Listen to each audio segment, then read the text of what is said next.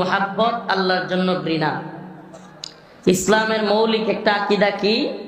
আল ওয়ালা ওয়াল বারা, আল্লাহর জন্য ভালোবাসা, আল্লাহর জন্য ঘৃণা। কোন মুসলমান অন্য মুসলমানের জান, মাল, ইজ্জত, সম্মান, রক্ত সব কিছু অপর মুসলমানের জন্য হারাম করা হয়েছে।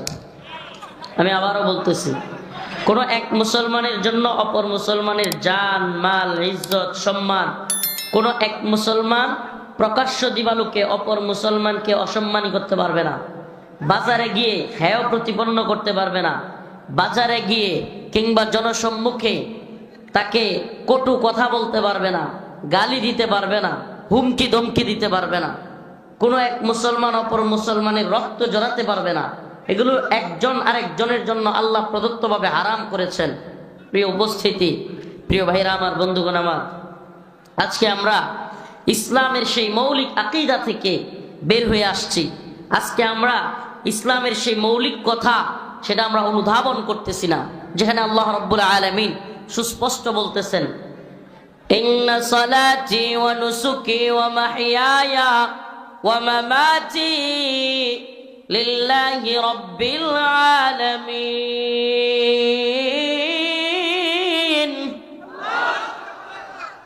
আল্লাহ রাব্বুল আলামিন বলেন, তোমার নামাজ, তোমার কুরবানি। ও নবী, আপনি বলেন, আপনার নামাজ, আপনার কুরবানি, হায়াতি, আপনার জীবন, ও মামাতি, মৃত্যু, লিল্লাহি রাব্বিল আলামিন, একমাত্র কার জন্য? কথা বলেন, একমাত্র কার জন্য? রাসূলুল্লাহ সাল্লাল্লাহু আলাইহি ওয়াসাল্লাম হাদিসের মধ্যে বলেন, মান আহাব্বা লিল্লাহ ওয়া আবগাদা লিল্লাহ ওয়া আতা লিল্লাহ ওয়া মানা লিল্লাহ ফাকাদ ইসতাকমালাল ঈমান। যে ব্যক্তি আল্লাহর জন্য ভালোবাসবে, মান আহাব্বা লিল্লাহ, ভালোবাসা হবে কার জন্য? কথা বলেন না। আমি কি বুঝাইতে পারতেছি না নাকি বুঝতেছেন না? আমার সাথে সাথে কথা বলতে হবে। রাজি আছেন ইনশাআল্লাহ? মান আহাব্বা লিল্লাহ, আল্লাহর জন্য ভালোবাসা, কার জন্য? ওয়া আবগাদা লিল্লাহ, আমরা কাউকে ঘৃণা করব, বিরোধিতা করব, সেটাও কার জন্য? ওয়া আতা লিল্লাহ ওয়া মানা লিল্লাহ, আমরা কোনো কিছু করব, দান করব, সেটাও কার জন্য? আমরা কাউকে কোনো কিছু থেকে বাধা দিব, নিষেধ করব, সেটাও কার জন্য? ফাকাদ ইসতাকমালাল ঈমান। যদি আমরা এই প্রক্রিয়ায় আগাতে পারি তাহলে হলো আমাদের ঈমান পরিপূর্ণ। আমরা যদি এই প্রক্রিয়া আগাতে পারি তাহলে আমাদের ঈমান কি? আর যদি দলের জন্য হয়, নেতার জন্য হয়, খাহেসাতের জন্য হয়, আসাবিয়তের জন্য হয়, আমার দলই সঠিক, আমার দলের লোকেরা যাই বলুক তাই সঠিক, আমার নেতা যাই বলুক তাই সঠিক, আমার পিসাব যাই বলে তাই সঠিক, আমার আমির যাই বলে তাই সঠিক, আমার শায়েখ যা বলে তাই সঠিক, আমার পছন্দের বক্তা যা বলে তাই সঠিক, অন্য সব বেঠিক, এটা হলো আসাবিয়ত। এটা কি? আমার কথা বুঝতেছেন না? না বুঝাইতে পারতেছি না? ভিতরে ঢোকার আগে অন্তত আলোচনা আগে তো সারমর্মটা বুঝতে হবে। প্রিয় উপস্থিতি, আবারও বলতেছি, আমাদের ভালোবাসা কার জন্য? আমাদের ঘৃণা কার জন্য? আমরা কাউকে কোনো কাজ থেকে বাধা দিব, আমরা কাউকে কোনো কাজ থেকে বাধা দিব, সেটা কার জন্য? কারণ রব্বুল আলামিন বলেছেন, রব্বে কাবা বলেছেন। এই আপনারা এইভাবে ডিস্টার্ব করলে তো হবে না। আমি বলতেছি, এই শুনেন, এখানে যারা আছে তাদেরকে যদি বসতে বলেন, এখানে বসলে এরা দেখতে পাবে। আর যেহেতু এরা এখানে দাঁড়ায় গেছে, আর যেহেতু অনেক মানুষ, জায়গার সংকীর্ণতা, এখন নতুন করে কেউ কাউকে বসতে বলার দরকার নাই, কেউ কাউকে দাঁড়াইতে বলার দরকার নেই। প্লিজ প্লিজ আমার কথা শুনেন। এই ভলান্টিয়াররা, এই ভলান্টিয়ার কে কে আছে চুপ করেন আপনারা। এই ভলান্টিয়ার যারা আছে কোনো কথা বলবেন না। যে যেভাবে দাঁড়ায় আছে, যে যেভাবে বসে আছে, এভাবেই থাক। তো আবার বলতেছিলাম, কথার ইয়াটা নষ্ট করবেন না রে ভাই। ভালোবাসা কার জন্য? ঘৃণা কার জন্য? আল্লাহ পাক কোরআনে কারীমের মধ্যে বলেছেন, কুনতুম খায়রা উম্মাতিন উখরিজাত লিন-নাস তা'মুরুনা বিল মা'রুফ ওয়া তানহাউনা আনিল মুনকার। তোমরা হলা উত্তম জাতি, খায়রা উম্মাহ। কেন তোমরা উত্তম হলা? কি কারণে তোমাদেরকে উত্তম বলা হলো? তোমাদেরকে খায়রা উম্মাহ এটা কেন বলা হলো? উখরিজাত লিন-নাস তা'মুরুনা বিল মা'রুফ ওয়া তানহাউনা আনিল মুনকার। তোমাদেরকে আল্লাহ পাক বের করেছেন মানুষের কল্যাণ পৌঁছানোর জন্য। সুবহানাল্লাহ। আমাদেরকে আল্লাহ পাক সিলেক্ট করেছেন, আমরা নিজেরা ইচ্ছা করে আসতে পারি না। আল্লাহ পাক নিজে মনোনীত করেছেন, বের করেছেন। কিসের জন্য? মানুষের কল্যাণ পৌঁছানোর জন্য, নাকি এক মুসলমান হইয়া আরেক মুসলমান ভাইয়ের মাথায় বাড়ি দেওয়ার জন্য? হ্যাঁ, এক মুসলমান ভাই আরেক মুসলমান ভাইয়ের মাথায় গিয়া বাড়ি দেওয়ার নাম নি তাবলীগ। যেই তাবলীগ ওয়ালারা বলতো মাথায় হাত বুলায় দেওয়ার কথা, যে তাবলীগ থেকে কথা বলা হয়তো স্যাক্রিফাইসের কথা, মেনে নেওয়ার কথা, আজকে সেই জায়গায় একে অপরের মাথায় আঘাত করতেছে। কি বোঝা যায়? আমাদের ভালোবাসা আল্লাহর জন্য। হ্যাঁ, আমাদের আমির যা বলে তাই সঠিক, আমার শায়েখ যা বলে তাই সঠিক, আমার পীর যা বলে তাই সঠিক, এর বাহিরে কোনো সঠিক নাই। এই আসাবিয়ত, এই দলীয় দলান্দতা যদি আমরা পরিহার করতে না পারি, আমরা আল্লাহ এবং তার রাসূলের খাঁটি বান্দা কিংবা উম্মত নই।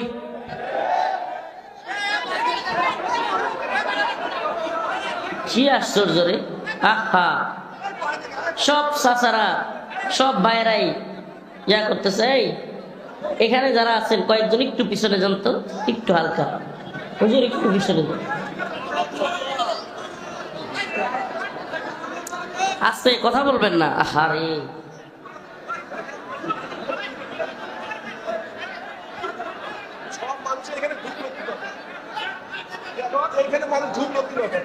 আপনারা ঝগড়া করতে থাকেন, তাহলে আমি মাইক ছেড়ে দিয়ে চলে যাই। কিভাবে সম্ভব এটা? কথা 10-15 মিনিট চলে যাচ্ছে, এখনো আপনারা আওয়াজটা বন্ধ করতেছেন না। এটা কি আশ্চর্য রে ভাই! দেখা কি ফরজ নাকি? দেখতেই হবে। কথা তো শুনতেছে, কথা তো শোনাই যাচ্ছে। হয়েছে তো, এবার হয়েছে। দয়া করে এবার চুপ থাকেন। কুনতুম খায়রা উম্মাতিন উখরিজাত লিন-নাস তা'মুরুনা বিল মা'রুফ ওয়া তানহাউনা আনিল মুনকার। আল্লাহ পাক আমাদেরকে উত্তম জাতি হিসেবে পাঠাইছেন, খায়রা উম্মাহ। আমাদের কাজ কি? উখরিজাত লিন-নাস তা'মুরুনা বিল মা'রুফ ওয়া তানহাউনা আনিল মুনকার। আমরা সৎ কাজের আদেশ করব, অসৎ কাজ হতে নিষেধ করব। সৎ কাজে কি করব? আদেশ করব, অসৎ কাজ হতে। আচ্ছা, আমাকে বলেন, আমরা কি আমাদের দায়িত্বটা সঠিকভাবে পালন করতেছি? হ্যাঁ, বরং আমাদের মধ্যে দলান্দতা ঢুকে গেছে। পীরের প্রতি, শাইখের প্রতি, আমিরের প্রতি আমরা যা তারা বলে আমরা মনে করি তাই সঠিক, আর বাহিরের কারো কথা সঠিক নয়। আমাকে বলেন, যদি এটা না হইতো তাইলে আজকের এই দুর্ঘটনা কি ঘটতো? ঘটতো? আমার দলের নেতা যা বলছে তাই সঠিক, নাকি অন্য দলের নেতা বা অন্য লোকেরা যা বলছে সেটাও সঠিক হতে পারে? আমার কথা বুঝাইতে পারতেছি না। কি বুঝাবো? এরাই যখন থামে না, এরাই যে হাসে, আবার ধাক্কাধাক্কি করে, আবার হাসে। এই ইচ্ছা করে কি এখানে ঝামেলা করতে আসছেন নাকি? এরা ইচ্ছা করে। এদিকে কি দাঁড়ায় আসছে না মানুষ? আপনাদের মতো তো এমন করে না। এদিকে তো শত শত মানুষ দাঁড়ানো। একটু আগে দিলে আপনাকে সবাই দেখতে পাবে, মানে এই পাশের জন্য একটু আগে দিচ্ছে। চেহারা আগে লাগবে না, তারপরে দাঁড়া, এটা ছড়া। তা'মুরুনা বিল মা'রুফ ওয়া তানহাউনা আনিল মুনকার। তোমাদেরকে উত্তম জাতি হিসেবে পাঠানো হয়েছে, খায়রা উম্মাহ হিসেবে পাঠানো হয়েছে। তোমাদের কাজ হলো সৎ কাজের আদেশ করা। তা'মুরুনা বিল মা'রুফ ওয়া তানহাউনা আনিল মুনকার। তাহলে আমাদের কাজ কি? আমরা সৎ কাজের আদেশ করব, অসৎ কাজ হতে নিষেধ করব। আমাকে বলেন, ইসলাম নবীদের মাধ্যমে, রাসূলদের মাধ্যমে এসেছে। এখন নবীও নাই, রাসূলও নাই। এখন নবী এবং রাসূলদের কাজটা কে করবে? নবী এবং রাসূলের কাজটা যারা কোরআনের জ্ঞান রাখে, ওই দাওয়াতি কাজ তারা করবে। আর আওয়ামদের কাজ কি তাহলে? আওয়ামরা উলামায়ে হক্কানির কথা মেনে চলবে। ঠিক কি ঠিক না?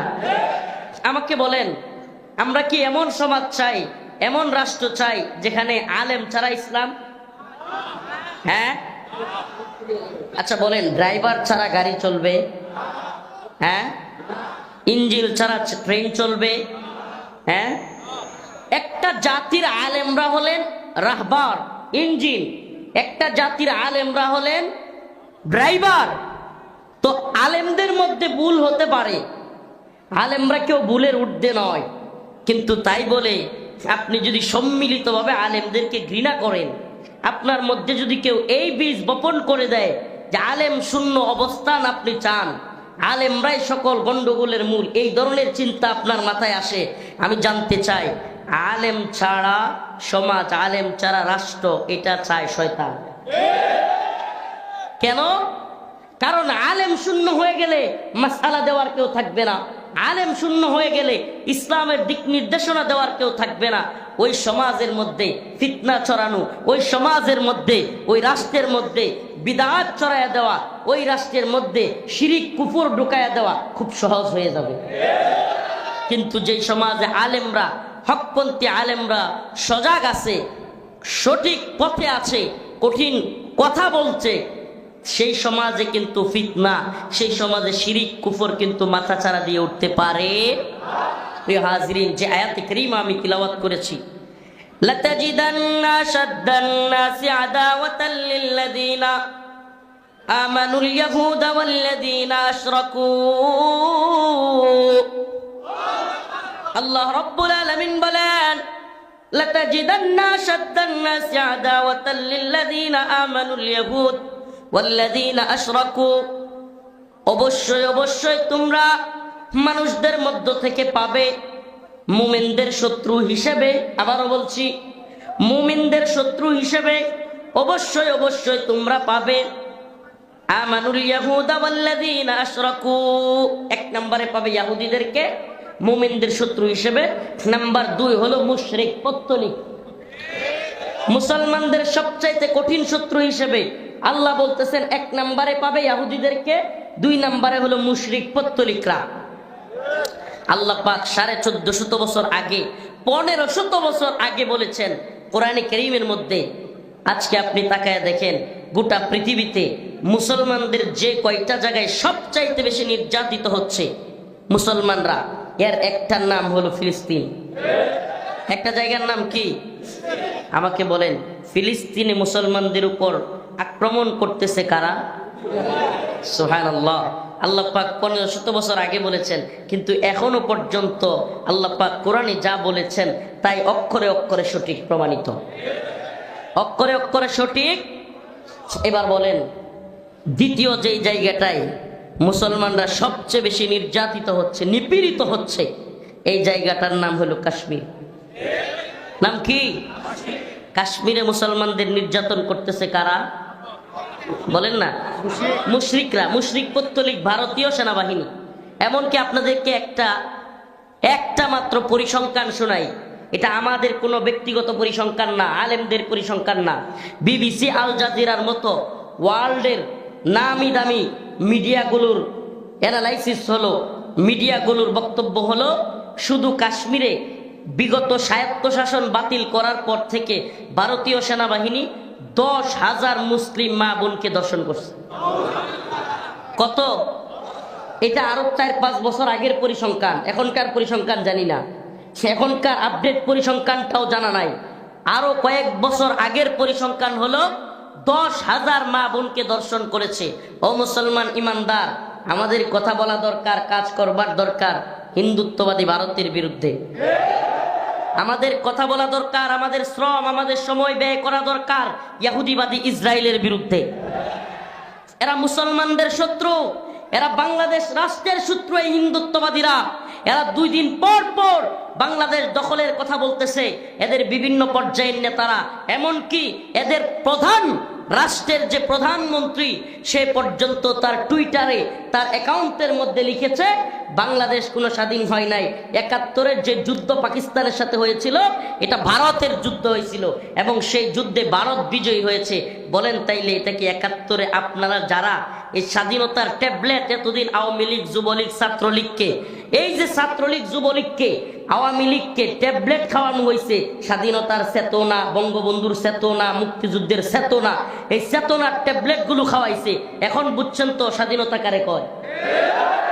শুধু এটাই না, 71-এ যখন বিজয় হয়েছিল তখনই ইন্দিরা গান্ধী ওই সকল মিডিয়ার সামনে, এমনকি তাদের সংসদে দাঁড়িয়ে ইন্দিরা গান্ধী বলেছিল 1000 সাল কা বদলা লে লিয়া। কি বলেছিল? 1000 সাল কা।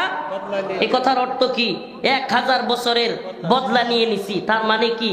আসলে মুসলমানরা ইতিহাস পড়লে দেখবেন ভারতবর্ষ 1000 বছরের মতো মুসলমানরা শাসন করেছিল। কারা শাসন করেছিল?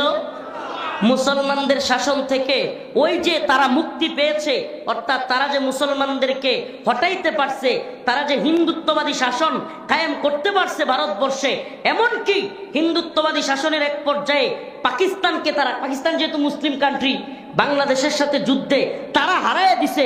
এজন্য তাদের বক্তব্য হলো এই যুদ্ধে মুসলমানরা পরাজিত, হিন্দুরা বিজয়ী। তাইলে আমাদের আওয়ামী লীগ, ছাত্রলীগ, যুবলীগ যারা এই 71-এর স্বাধীনতা যুদ্ধ নিয়ে চিল্লায়, তাদেরকে আমরা বলতে চাই তাইলে হিন্দুদের বিজয় কি তোমাদের বিজয়? মুসলমান মুসলমান 2টা দেশ, বাংলাদেশ, পাকিস্তান। আমি অস্বীকার করছি না পাকিস্তানের সেই সময়ের সেনাবাহিনী কিংবা বুট্টুর বাহিনী এদেশের মানুষদের উপর নির্যাতন করে নাই, নিপীড়ন করে নাই, জুলুম করে নাই, এটা আমি অস্বীকার করতেছি না। কিন্তু মুসলমান মুসলমান 2টা রাষ্ট্রকে যুদ্ধে লাগাইয়া দিয়া নিজেদের বিজয় ঘোষণা করা ভারতকে খুশি করবার জন্যই ছিল সেই যুদ্ধ। অমুসলমান ইমানদার, ওই শুরু থেকে আমি যে সূচনা বক্তব্য দিয়েছিলাম সেখান থেকে এখন পর্যন্ত আমি যে কথাটা আপনাদের কাছে বোঝানোর চেষ্টা করতেছি, অমুসলমান ইমানদার, আপনার আমার শত্রু, প্রকৃত প্রধান শত্রু এটা আতিরা নয়। আপনার আমার প্রধানতম শত্রু চরমুনাইওয়ালারা নয়, আপনার আমার প্রধান শত্রু জামাতওয়ালারা নয়। আর এক মুসলমান তো অপর মুসলমানের ভাই, এটা আল্লাহ বলেছেন ইন্নামাল মুমিনুনা ইখওয়া, ইন্নামাল মুমিনুনা। ও মুসলমান ইমানদার, কষ্টের সাথে দুঃখের সাথে বলতে হয়, আফসোস এবং পরিতাপের সাথে বলতে হয়, আজকেও যশোর সীমান্তে মুসলিম 3 জনকে বিএসএফ ধরে নিয়ে গিয়ে হত্যা করেছে। কয়জন? এটা আমার কথা নয়, মিডিয়ার কথা।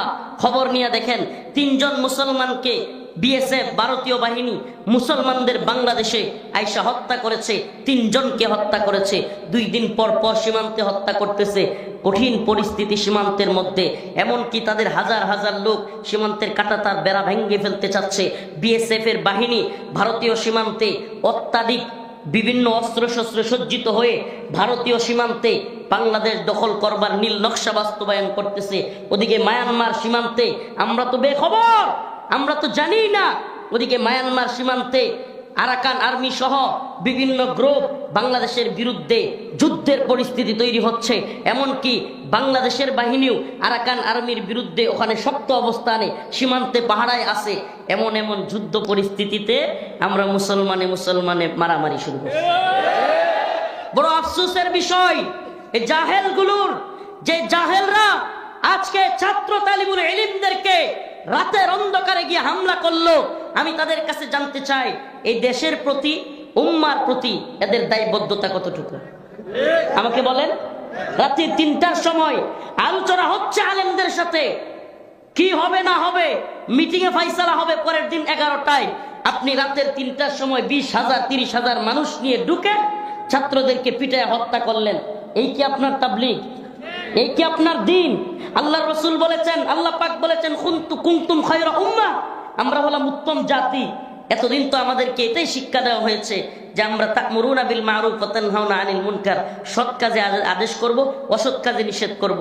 এখন আমি নিজেই যদি অসৎ কাজে গিয়া জড়াই, আমি নিজেই যদি অপর মুসলমানের, আপনি কোন যুক্তিতে একজন মুসলমানের মাথায় হাত তুলতে পারবেন? এমন কোন যুক্তি পৃথিবীতে নাই যেখানে রাসূলুল্লাহ সাল্লাল্লাহু আলাইহি ওয়াসাল্লাম বলেছেন একজন মুসলমানকে হত্যা করা পুরো জগৎকে হত্যা করার স্বামী, তার কোনো ক্ষমা নাই, কোনো ক্ষমা নাই। আপনি বলেন, আপনি আমাকে বলেন কোন যুক্তিতে নিজের ভাইদের উপর, আপনি বলেন যারা সাদ সাহেবের অনুসারী বলেন কিংবা যারা উলামায়ে কেরামকে অনুসরণ করে, কোন পক্ষকে আপনি কাফের বলতে পারবেন? কাফের কেউ তো, সাধারণ কাফেরদের কেউ তো হত্যা করার কিংবা আঘাত করার কোনো অনুমতি নাই যুদ্ধক্ষেত্র ছাড়া। তাহলে আপনি মুসলমানদের উপর কিভাবে আঘাত করলেন? কোন দলিলে? আপনি কোন দলিলে? কোন দলিল আছে আপনার কাছে? আপনি তো আসাবিয়ত করতেছেন, আপনি তো দলের পূজা শুরু করেছেন, আপনি দলান্ধ হয়ে গিয়েছেন, আপনি আপনার পীরের, আপনি আপনার আমিরের পূজা শুরু করেছেন। আপনি ইসলামের মধ্যে কঠিন, আপনার ইসলামের যে কনসেপ্ট এটাই আপনি বুঝতে পারেন নাই, আপনি বুঝেন নাই। আপনি যদি ইসলামের কনসেপ্ট বুঝতেন, ইসলাম বলতেছে ব্যক্তি দল এগুলো ইসলামের দলিল নয়। ব্যক্তি দল ইসলামের কি নয়? দলিল নয়। ইসলামের দলিল কোরআন সুন্নাহ। ইসলামের দলিল কি? কোরআন সুন্নাহ। যদি কোরআন সুন্নাহ দলিল হয়, চ্যালেঞ্জ ছুড়ে দিলাম, কোরআন সুন্নাহর কোন জায়গা থেকে দলিল বের করে অন্য মুসলমানের মাথায় আঘাত করার অনুমতি আপনি দেখাতে পারবেন? মুসলমান ভুল করতে পারে, কিন্তু তার মাথায় গিয়ে বাড়ি দেওয়ার অনুমতি আপনি দেখাইতে পারবেন? তাইলে যদি অনুমতি নাই থাকে, আপনি কিভাবে রাতের অন্ধকারে 3টার সময় গিয়া আপনার মুসলমান ভাইদের মাথায় আঘাত করলেন? মুসলমান ইমানদার, মুসলমান ইমানদার, কথাগুলো ভালোভাবে বুঝবার চেষ্টা করেন। তাদের দেশ জাতি উম্মার প্রতি দায়বদ্ধতা নাই, দেশ জাতির প্রতি উম্মার প্রতি যাদের দায়িত্বশীলতা নাই, এরাই এই ধরনের খামখেয়ালি কাজ, এরাই এই ধরনের অগ্রহণযোগ্য কাজে শরীক হইতে পারে। উম্মার প্রতি যদি দায়িত্বশীলতা থাকে, উম্মার প্রতি, জাতির প্রতি যদি ভালোবাসা থাকে, জাতির উপরে কত বড় বিপদ, যেই বিপদ জাতি আজ করতে পারতেছে না। ভারত যখন দেখলো বাংলাদেশকে বিভিন্ন ধরনের হামলা কইরা, হুমকি দিয়া ধমকি দিয়া কাজ হচ্ছে না, তখন তারা নতুন আরেকটা বাহিনীকে উস্কানি দিয়া, টাকা পয়সা দিয়া, অস্ত্র দিয়া বিভিন্নভাবে মায়ানমার থেকে, এগুলো গোয়েন্দা নিউজ বলতেছি, মায়ানমার থেকে মুসলমানদের বাংলাদেশকে অস্থিতিশীল করবার জন্য টাকা দিয়া, অর্থ সম্পদ দিয়া, এমনকি অস্ত্রশস্ত্র দিয়া, মায়ানমারের বাহিনীকে দিয়া, একটা উগ্র বাহিনীকে দিয়া বাংলাদেশের সাথে লাগাইয়া দেওয়ার চেষ্টা করতেছে। কারণ কি? তারা নিজেরা লাগতে চায় না। ও মুসলমান ইমানদার, এই যখন ষড়যন্ত্রের অবস্থা, তখন আমরা নিজেরা কামড়া কামড়ি। দেশ জাতিকে নিয়ে এত বড় বড় ষড়যন্ত্র, আল্লাহ পাক নিজে বলেছেন, লাতাজিদান্না আশাদ্দান নাস আদাওয়াতান লিল্লাযিনা আমানুল ইয়াহুদ ওয়াল্লাযিনা আশরাকু। আল্লাহ পাক নিজে বলেছেন, তোমরা অবশ্যই মুমিনদের শত্রু হিসেবে ইহুদি এবং মুশরিকদেরকে পাবে। আজকে ইসরায়েলের নেতানিয়াহু হুঙ্কার দিয়ে মুসলমানদের গাজাকে মাটির সাথে মিশিয়ে দিচ্ছে, বোম্বিং করতেছে। ও মুসলমান, গাজার মুসলমানরা খাবার পানি পর্যন্ত পাচ্ছে না। গাজার মুসলমানরা একবেলা খাবার পর্যন্ত পাচ্ছে না। হসপিটালগুলোতে হাহাকার, হসপিটালগুলোতে চিকিৎসা নাই, হসপিটালগুলোতেও বোম্বিং করা হচ্ছে। ও মুসলমান ইমানদার, আজকে মায়ানমারের রাখাইনের মুসলমানেরা 10 লক্ষ মুসলমান 2017 সালে একসাথে বাংলাদেশে ঢুকেছে, এখনো পর্যন্ত বের হইতে পারে নাই।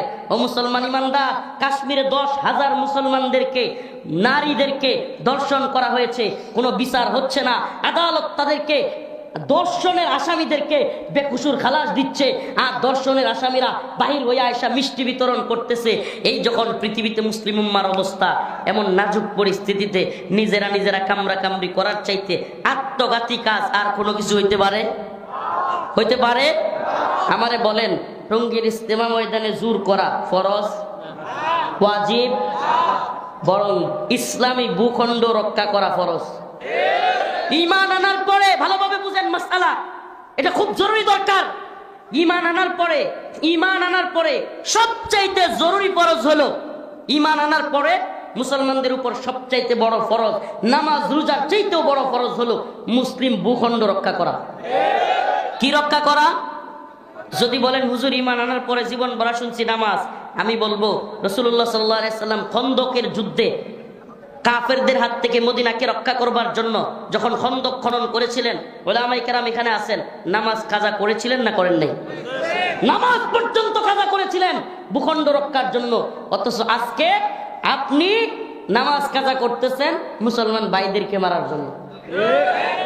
রাতের আধারে তাহাজ্জুদরত মুসল্লিদের উপর হামলা করতেছেন। ও প্রিয় ভাইরা আমার, বন্ধুগণ আমার, আমি দলাদলি কিংবা আসাবিয়তে বিশ্বাসী লোক না। আমার কষ্টের দিকটা আপনারা বুঝবার চেষ্টা করবেন। যাদের উম্মার প্রতি দায়বদ্ধতা আছে, উম্মার প্রতি দরদ আছে, আল্লাহি বিল্লাহি তাল্লাহি কসম আল্লাহর, আমার নিজেরা নিজেদের মধ্যে এইগুলো দেখলে এত কষ্ট লাগে, বুকটা ফেটে যায়। যদি এই পুরা ময়দানে যতগুলো মানুষ সবগুলো যদি সীমান্ত দিয়ে ভারতীয় বাহিনী ঢুকে, আল্লাহু আকবার, আমি একা প্রয়োজনে দাঁড়ায় যাব শাহাদাতের জন্য, পরোয়া করি না। কিন্তু ভাই ভাই যখন মারামারি লাগে, এর চাইতে কষ্টের আর কিছু থাকে না, এর চাইতে কষ্টের আর কিছু থাকে না। ও মুরব্বিয়ানে কেরাম, ও মুরব্বিয়ানে কেরাম, আপনি তাবলীগের কোন গ্রুপের, আপনি তাবলীগের কোন গ্রুপ এটা আমি জানি না, কোন পক্ষকে সাপোর্ট করেন এটাও আমি জানি না, কিন্তু আল্লাহর রস্তে পায়ে হাত ধরে বলি, আপনাকে কে বুঝাচ্ছে অন্য মুসলমান ভাইয়ের শরীরে আঘাত করার কথা? আপনাকে কে বুঝাচ্ছে? ও মুসলমান, আমরা কিন্তু রাসূলুল্লাহ সাল্লাল্লাহু আলাইহি সাল্লামের সাহাবায়ে কেরামের জামানা থেকে একটা শিক্ষা পাই। সাহাবায়ে কেরামের মধ্যে যারা বিচক্ষণ ছিলেন, যারা জ্ঞানী ছিলেন, তারা উম্মাহ কনসেপ্টে ক্লিয়ার হয়ে যখন হযরত আলী রাদিয়াল্লাহু আনহু এবং মুআবিয়া রাদিয়াল্লাহু আনহুর মধ্যে একটা ফাইটিং পরিস্থিতি তৈরি হয়েছিল, যখন তাদের মধ্যে একটা যুদ্ধ পরিস্থিতি তৈরি হয়েছিল, অসংখ্য সাহাবায়ে কেরাম কোনো পক্ষ নেন নাই, কোনো পক্ষ নেন নাই। তারা চুপসে ছিলেন, তারা নীরব ছিলেন, তারা নিবৃতে থাকতেন। আমি তো বলি, আপনি যদি প্রকৃত পক্ষে দ্বীনের প্রতি ভালোবাসা থাকে, উম্মার প্রতি দরদ থাকে, আপনি অবশ্যই আলেমদের পক্ষে থাকবেন, নতুবা চুপ থাকবেন। আপনার কষ্ট আপনার অন্তরে যদি উম্মার প্রতি জিকির থাকে, দরদ থাকে, আপনাকে অবশ্যই চুপ রাখতে বাধ্য করবে, কারণ আপনি কোনো পক্ষ নিয়ে অন্য পক্ষের মাথায় আঘাত করতে পারবেন না। প্রিয় উপস্থিতি, এগুলো শুধু জামালপুরের মুসলমানদের উদ্দেশ্যে বলছি না, ষড়যন্ত্রটা বুঝবার চেষ্টা করেন। ও মুসলমান, এই যে সামনে যে ইউটিউবাররা আছে, এদের মাধ্যমে অনেকের কাছে চলে যাবে। এই ইউটিউবারদেরকে বলি, এই কথাগুলো একটু তোমরা বিশেষভাবে প্রিয় ভাইরা উঠানোর চেষ্টা করবা। আজকে কয়েকদিন আগে স্বরাষ্ট্র উপদেষ্টা, আইন উপদেষ্টা, এরা কি বলল যে বাংলাদেশে 2009 সালে পিলকানায় যে বিডিআর বিদ্রোহের নামে অনেকগুলো সেনা অফিসারকে হত্যা করা হয়েছে, এটার কোনো তদন্ত কমিশন গঠন হবে না। ছাত্ররা যখন খেপে গেল গা, সমন্বয়করা যখন খেপে গেল গা, আমরা নিজেরাও পোস্ট করা শুরু করলাম। সবাই মিলে একযোগে ঘেরাও কর্মসূচি, আইন উপদেষ্টার বাসভবন, আইন উপদেষ্টার কার্যালয় ঘেরাও, স্বরাষ্ট্র উপদেষ্টার কার্যালয় ঘেরাও কর্মসূচি দিলাম। তখনই 5 দিনের ভিতরে, কয়দিন? 5 দিনের মধ্যে তদন্ত কমিশন গঠন করা হবে, এই মর্মে কথা বলা হলো, বিবৃতি দেওয়া হলো। 5 দিন যাইতে পারে নাই, সীমান্তের মধ্যে 3 জন মুসলমানকে বিএসএফ হত্যা করেছে। 5 দিন যাইতে পারে নাই, মায়ানমার সীমান্তে ভয়াবহ পরিস্থিতি বাংলাদেশে শুরু হয়ে গেছে। 5 দিন যাইতে পারে নাই, টঙ্গীর ইজতেমা ময়দানে হঠাৎ করে, কেউ জানে না শুনে না, হঠাৎ করে শোনা যাচ্ছে প্রধান উপদেষ্টার কার্যালয় ঘেরাও সকালবেলায়। হাই হাই, কোনো কিছু কিন্তু জানা নাই। এর মধ্যে হঠাৎ করে শুনি টঙ্গীর ইজতেমা ময়দানে অনেকগুলো মানুষকে হত্যা করে ফেলা হয়েছে, শত শত মানুষ আহত। আপনি কি বুঝতে পারেন ষড়যন্ত্র কোত্থেকে আসতেছে? আপনারা বুঝতে পারেন এগুলো কেন করা হচ্ছে? এর একটাই উদ্দেশ্য। এমনকি আপনাদেরকে বলি, যখন নতুন সরকার গঠন হয়, এর অনেক আগে থেকে হাসিনা সরকার পড়ে যাবে, এই পরিস্থিতি বুঝবার সাথে সাথে ভারতীয় গোয়েন্দা সংস্থা র বারবার যে শর্তটা দিচ্ছিল, 2টা জিনিস। একটা হলো 21শে আগস্ট গ্রেনেড হামলা, কিংবা ওই যে 10টা অস্ত্র মামলা, এগুলোর রায় কোনোভাবেই এই বাবর কিংবা তাদেরকে বের করা যাবে না। লুৎফুজ্জামান বাবর, আমার কথাগুলো বুঝবার চেষ্টা করেন, রাজনীতিটা, এদেরকে বের করা যাবে না। আর সবচাইতে বড় শর্ত যেটা ইন্ডিয়া দিচ্ছিল বারবার, সেটা হলো বিডিআর বিদ্রোহ নিয়ে কোনো তদন্ত করা যাবে না। তাহলে আপনি কল্পনা করেন, আপনি যদি আজকের অবস্থান না বুঝেন, আগামী দিনেও বাংলাদেশে কি হবে আপনি কিছু বুঝতে পারবেন না। বলবেন কি হইতেছে, আপনি খালি দেখবেন হাই হাই কিছুই বোঝা যাচ্ছে না কি হচ্ছে। মনে রাখবেন, বিডিআর বিদ্রোহে বিডিআর জওয়ানদের আড়ালে মুখোশ লাগিয়ে অনেক ভারতীয় গোয়েন্দা সংস্থা রয়ের সদস্যরা ছিল। বাংলাদেশকে একটা ব্যর্থ রাষ্ট্রে পরিণত করা, বাংলাদেশকে সেনাবাহিনীকে দুর্বল করার যে চক্রান্ত, এটা সেই 2009 সাল থেকে শুরু হয়েছিল। বিডিআর বিদ্রোহের আড়ালে ডাইল বাতের নামে আমি নিজে অনেক বিডিআরদের সাথে কথা বলে ভিতরে কারাগারে ছিলাম। বিডিআর সদস্যরা শত শত এখনো ভিতরে, তাদের সাথে কথা বলে তারপর আপনাদেরকে বলেছি এখানে যেটা হয়েছে বিডিআররা বুঝেই উঠতে পারে নাই, হঠাৎ করে কে বা কারা সেনাবাহিনীর সদস্যদের উপর গুলি করা শুরু করেছে। মুসলমান ইমানদার, এই ইতিহাস জানা আমাদের জন্য জরুরি। আগামীকালকে বাংলাদেশে কি হবে এটা বুঝতে হলে ভারতীয় গোয়েন্দা সংস্থার তৎপরতা বুঝতে হবে। যখনই বলা হলো 5 দিনের মধ্যে তদন্ত কমিশন গঠন করা হবে, 5 দিনের মধ্যে বাংলাদেশ একটা অস্থিতিশীল পরিস্থিতি তৈরির দিকে যাচ্ছে আবার। তাইলে বুঝতেছেন ষড়যন্ত্রটা বুঝতেছেন? তার মানে তারা চাই না বিডিআর বিদ্রোহ নিয়ে তদন্ত হোক। এজন্য আমরা বলি যতই তোমরা টঙ্গীতে ষড়যন্ত্র করে তোমাদের পেটুয়া বাহিনী দিয়ে, তোমাদের সেই প্রথম আলো এবং ডেইলি স্টারের এই চালাচামুন্ডারা মিলে বাংলাদেশের মধ্যে একটা টঙ্গীর ঘটনা দিয়ে অস্থিতিশীল পরিস্থিতি তৈরি করবার চেষ্টা করো, সীমান্তে অস্থিতিশীল পরিস্থিতি তৈরি করো, তবুও আমি বলবো বর্তমান নতুন সরকারকে দ্রুত গতিতে আপনারা বিডিআর বিদ্রোহে নামের সেনাবাহিনীকে হত্যা করার এই মিশনে ভারত যে জড়িত এটার অবশ্যই তদন্ত গঠন করুন, এটার তদন্ত করুন।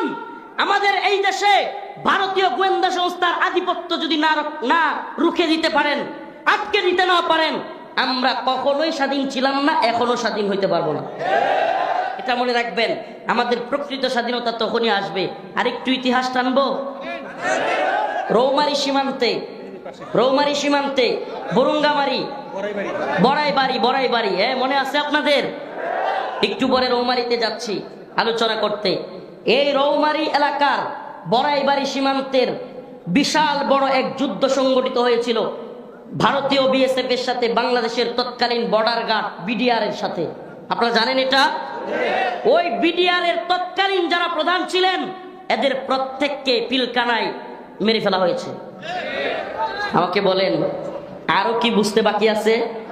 আরো বুঝার বাকি আছে আপনাদের? এখানে হাইরা গিয়া তাদের অনেক সদস্য বিএসএফ এর, আমাদের জওয়ানরা, আমাদের যুবকেরা, তারা সাহসিকতার সাথে 8-10 জনে মিলে ভারতীয় বিএসএফ অনেকগুলোরে শোয়া দিছে। যদিও ভারতীয় বাহিনী 16 জনের কথা স্বীকার করছে, আসলে 16 জন হইল যেগুলো বাংলাদেশ থেকে আটটাইনা নিতে পারে নাই। সুবহানাল্লাহ বলেন না, নিতে পারে নাই এমন 16 জনকে রাইখা গেছে, কিন্তু শোনা যায় প্রায় 100-এর মতো বিএসএফ ওই যুদ্ধে নিহত হয়েছিল। জাহান্নামে গেছিল বললেও ভুল হবে না। এই কাফেরের দল মুসলমানদেরকে মারতে আইসা কই গেছিল? যারা জাহান্নামে পাঠাই দিছিল ওই সমস্ত যারা কিনা বিডিআরদের নেতা ছিল, এদেরকে পিলকানায় বিডিআর বিদ্রোহের নামে সবাইকে মেরে ফেলা হয়েছে। এবং ভারত ওই আপনাদের রৌমারীর বড়াইবাড়ি এই সীমান্তে হত্যার প্রতিশোধ নেওয়ার জন্য তখন থেকে প্ল্যান করতে থাকে। তখন থেকেই শেখ হাসিনাকে ক্ষমতায় আনা এবং কিভাবে কি করা হবে, কিভাবে প্ল্যান করা হবে, সবকিছু গোছানো হয়। আমাকে বলেন, যদি তাই না হবে, তৎকালীন সময়ে সেনাবাহিনী এতবার বলেছে যে বিডিআর যারা জওয়ানরা বিদ্রোহ ঘোষণা করেছে আমরা তাদেরকে প্রতিহত করতে চাই, কিন্তু শেখ হাসিনা, নানক, এই সাহারা খাতুনরা অনুমতি দেয় নাই। তার মানে কি সন্দেহের অবকাশ আছে না নাই? আছে না নাই? এখন আবার যখনই বিডিআর বিদ্রোহের তদন্ত, আচ্ছা বলেন সঠিক তদন্ত হলে সমস্যা কোথায়? সঠিক তদন্ত হলে সমস্যা কোথায়? যদি ভারত জড়িত নাই থাকবে, আওয়ামী লীগ জড়িত নাই থাকবে, তাহলে তদন্ত হইলে সেটাও বের হয়ে আসুক। আমি তো বলি 2টা ঘটনার বাংলাদেশে সুষ্ঠু তদন্ত হওয়া উচিত। একটা হলো 21শে আগস্ট গ্রেনেড হামলা, আর একটা হলো এই বিডিআর বিদ্রোহের নামে সেনাবাহিনীকে পঙ্গু করে দেওয়া। ও মুসলমান ইমানদার, তোমাদেরকে বলে যাই, তোমরা সীমান্তের খুব কাছাকাছি জনগণ, ও জামালপুরের কি বলে দেওয়ানগঞ্জের মুসলমান, তোমাদেরকে বলে যাই, প্রিয় যুবক ভাইরা, তোমরা আমাদের প্রোগ্রামে 80%, 90% যুবক আমাদের কথা শুনতে আসো, আমাদেরকে ভালোবাসো। এই ভালোবাসা হোক আল্লাহর জন্য, এই ভালোবাসা হোক দ্বীনের জন্য, এই ভালোবাসা হোক ঈমানের জন্য। ও মুসলিম যুবক ভাইরা, তোমরা তৈরি থাকো, তোমরা তৈরি থাকো ভারতীয় আগ্রাসনকে প্রতিহত করবার জন্য।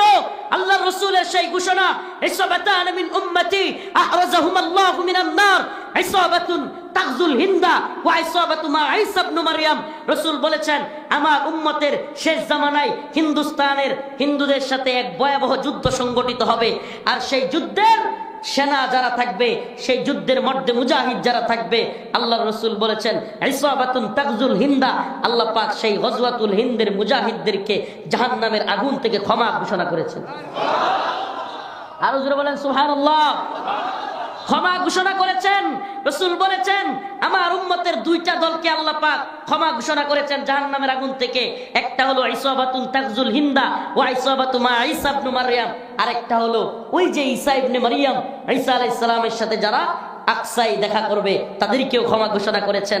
আমরা ইসাবাতুন তাগজুল হিন্দা গজওয়াতুল হিন্দের অনুসারী ইনশাআল্লাহ। রাজি আছেন তো ইনশাআল্লাহ? আমরা কি মুসলমানের যুদ্ধ করব, ঝগড়া করব, নাকি গজওয়াতুল হিন্দের জন্য তৈরি হব? প্রয়োজন হলে আমরাই সেনাবাহিনীর কাতারে গিয়ে, আমরাই বিজিবির কাতারে গিয়ে ভারতীয় এই বাহিনীকে, কট্টর হিন্দুত্ববাদীদেরকে রাসূলের দিক নির্দেশনা অনুযায়ী গজওয়াতুল হিন্দ আসন্ন হিন্দুত্ববাদী ব্রাহ্মণ্যবাদী তাগুতি শক্তির মোকাবেলা করবার জন্য রাসূলের ঘোষণা অনুযায়ী আমরা তৈরি হব ইনশাআল্লাহ।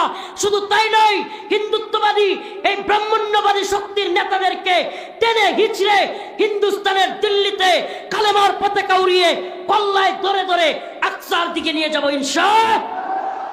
রাজি আছেন তো?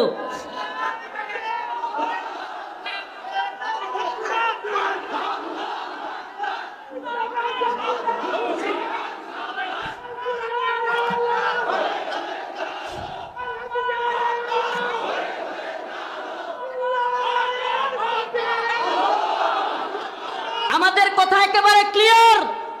আমরা দিল্লিকে পরোয়া করি না, আমরা ইসরায়েলকে পরোয়া করি না, আমরা আমেরিকাকেও পরোয়া করি না। আমরা মুসলমান, আমরা ঈমানদার, আমরা আল্লাহকে ভয় করি। আমরা কাকে ভয় করি? এক আল্লাহকে ভয় করি। ও মুসলমান যুবক কথা দাও, ও মুরব্বী ভাইরা বাবারা কথা দেন, প্রিয় ভাইরা প্রিয় বাবারা মুরব্বী বাবা যারা আছেন কথা দেন, নিজেরা কোনো মারামারি করবেন না, দলাদলি করবেন না, আসাবিয়ত বাদ দেন। দ্বীনের ক্ষেত্রে দয়া করে একটু স্যাক্রিফাইস করার চেষ্টা করেন। আমার ভুল হইতে পারে, আমাকে ক্ষমা করেন, আপনারও ভুল হইতে পারে, আমিও আপনাকে ক্ষমা করি। আসেন মুসলমানদের মধ্যে আল্লাহ রসুল বলেছেন মুসলমান ভাই। আল্লাহ পাক নিজে বলেছেন ইন্নামাল মুমিনুনা ইখওয়া। আসেন আমরা ভাই ভাই, নিজেরা মারামারি বন্ধ করি। কাফের মুশরিকরা উত পেতে আছে আমাদেরকে ধ্বংস করবার জন্য। রাসূল বলেছেন আল কুফরু মিল্লাতুন ওয়াহিদা, সমস্ত কাফের সম্প্রদায় হলো এক গোষ্ঠী, এরা এক জাতি। কাফেররা সবাই আমাদের বিরুদ্ধে। আপনি বলেন মায়ানমারেও মুসলমানদের বিরুদ্ধে আক্রমণ হচ্ছে না? বলেন না হচ্ছে না? তার মানে বৌদ্ধরা মায়ানমারে আক্রমণ করতেছে, ফিলিস্তিনে ইহুদিরা মুসলমানদের উপর আক্রমণ করতেছে, কাশ্মীরে মুসলমানদের উপর আক্রমণ করতেছে কারা? হিন্দুরা। আমারে বলেন চাইনায়, চীনেও রাশিয়াতেও এই সমস্ত পত্তলিকরা মুশরিকরা, এরা যারা কিনা নাস্তিক, এরাও মুসলমানদের উপর আক্রমণ করতেছে। তার মানে কি দাঁড়ালো? সব দিকে বৌদ্ধরা, খ্রিস্টানরা, ইহুদিরা, কি বলে সব এই নাস্তিক সাতেম সবগুলো মিলে মুসলমানদেরকে আক্রমণ করতেছে। কথা ঠিক? কথা সত্য? তার মানে কি আমরা যদি নিজেরা বিচ্ছিন্ন থাকি মায়ের আরো খাওয়া লাগবে, মায়ের আরো। আর যদি নিজেরা ঐক্যবদ্ধ হই, আজকে যে রাগ আপনি অন্য মুমিনের প্রতি দেখাচ্ছেন, আল্লাহর রসুলের ব্যাপারে আল্লাহ বলেছেন মুহাম্মাদুর রাসূলুল্লাহ ওয়াল্লাযীনা মাআহু আশিদ্দাউ আলাল কুফফার রুহামাউ বাইনাহুম। আল্লাহ পাক বলেছেন আমার নবী মুসলমানদের সাথে নরম ছিলেন, তার সাহাবায়ে কেরাম মুমিনদের সাথে নরম ছিলেন। আশিদ্দাউ আলাল কুফফার, কাফেরদের ব্যাপারে শক্ত ছিলেন। আর আপনি কাফেরদের মূর্তি পাহারা দিতে যান, মন্দির পাহারা দিতে যান, আর মুসলমানদের মাথা ফাটাইতে যান। আপনি কেমন রসুলের উম্মত আমারে বলেন না? আপনি কেমন উম্মত হইলেন? রসুল এবং তার সাহাবায়ে কেরাম মুমিনদের ব্যাপারে ছিল রুহামা বাইনাহুম আশিদ্দাউ আলাল কুফফার, কাফেরদের ব্যাপারে শক্ত, মুমিনদের ব্যাপারে কি ছিলেন? নরম। আর আপনি হিন্দুদের মন্দির পাহারা দেন, মন্দিরের দারোয়ান সাজ্জেন মূর্তির, আর মুসলমানদের গিয়া মাথা ফাটাই দেন। আপনার রসুলের সাথে আপনার মিলল নি, সাহাবায়ে কেরামের সাথে মিলল নি।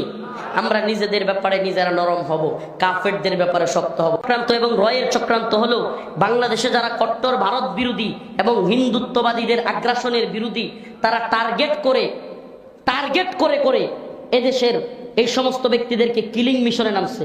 নাউজুবিল্লাহ। আপনি কল্পনা করতে পারেন, আমাদেরকে হয়তো সতর্কতার সুযোগ আমরা নাও পাইতে পারি, কিন্তু মুসলমান যুবক তোমাদেরকে বলে যায় আমাদেরকে শহীদ করে দেওয়া হোক। সাইফুল ইসলাম আলিফ ভাইকে টার্গেট করে শহীদ করা হয়েছে। আমাদের দুই সমন্বয়ক সার্জিস হাসানাত, এই দুই ভাইকে টার্গেট করে চট্টগ্রামে আলিফ ভাইয়ের রওজা থেকে, কবর থেকে যখন তারা জানাজা থেকে আসতেছিল, তখন তাদের গাড়িকে ঘুরিয়ে দেওয়া প্ল্যান করেছিল। তাহলে আমাদেরকেও টার্গেট কিলিং এর মাধ্যমে শহীদ করে দিতে পারে, এটা কোনো ব্যাপারই না। কিন্তু আল্লাহ যেদিন হায়াত যতদিন রেখেছেন এতদিন কেউ মারতে পারবে? আমরা এদেরকে পরোয়া করি না। আমি ভাইকে বলেছি, ভাই দোয়া করবেন। আমরা মাঠে ময়দানে যেভাবে গাড়ি নিয়ে চলাচল করি, রাতের অন্ধকারে 2টা 2:30টায় রাস্তায় দাঁড়ায় কেউ যদি শহীদ করে দেয়, গুলি করে দেয়, আমাদের তো কিছু করার থাকবে না। কিন্তু আমাদের সাথে আল্লাহ আছে। কে আছে? আমরা আল্লাহকে ভয় করি, সচেতন করে যায়। এই দেওয়ানগঞ্জের জামালপুরের মুসলমান, সীমান্তবর্তী মুসলমান, আল্লাহ না করুক আগামীকালকে আপনার আমার মা বোনদের কেউ এই ভারতীয় বাহিনী ঢুকে দর্শন করা শুরু করতে পারে। নাউজুবিল্লাহ। আপনারা কল্পনাও করতে পারবেন না। এই দলাদলি ছাড়েন। আপনারা তো মনে করতেছেন যে আরে সুখেই তো আছি, সবকিছু তো ঠিকঠাক আছে। এত ঠিকঠাক থাকবে না। এদের মধ্যে অলরেডি তাদের মধ্যে চূড়ান্তভাবে প্ল্যান চলতেছে। গোয়েন্দা সংস্থার সাথে তারা অলরেডি বসছে, নেতারা বসছে। বাংলাদেশে হামলা করলে কি হইতে পারে, ভারত থেকে নিজেদের রাষ্ট্রের মধ্যে কি পরিস্থিতি তৈরি হইতে পারে, বহির্বিশ্ব কি চাপ দিতে পারে, বাংলাদেশ থেকে কতটুকু আসতে পারে, এগুলো নিয়ে অলরেডি তারা প্ল্যানের মধ্যে আছে। মুসলমান ইমানদার, এখন যখন তারা নিজেরা প্ল্যান বিতে চলে গেছে, সেটা কি?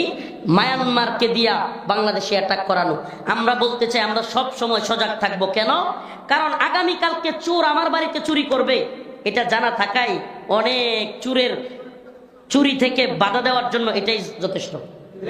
আগামীকালকে আমার বাড়িতে কি হবে? চুরি হবে, ডাকাতি হবে, এটা জানা থাকলেই আমি প্রস্তুতি নিতে পারবো।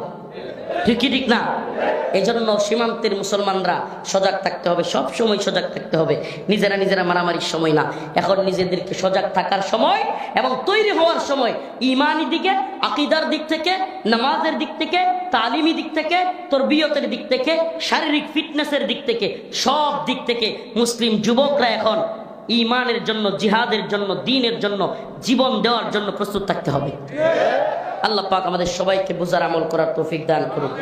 ওয়া আখিরু দাওয়ানা আলহামদুলিল্লাহ নাহমাদুহু ওয়া নাস্তাঈনুহু ওয়া নাস্তাগফিরুহু ওয়া নু'মিনু বিহি ওয়া নাতাওয়াক্কালু আলাইহি ওয়া নাউযু বিল্লাহি মিন শুরুরি আনফুসিনা ওয়া মিন সাইয়্যাতি আ'মালিনা من يهده الله فلا مضل له ومن يضلل فلا هادي له ونشهد أن لا إله إلا الله وحده لا شريك له أما بعد فأعوذ بالله من الشيطان الرجيم بسم الله الرحمن الرحيم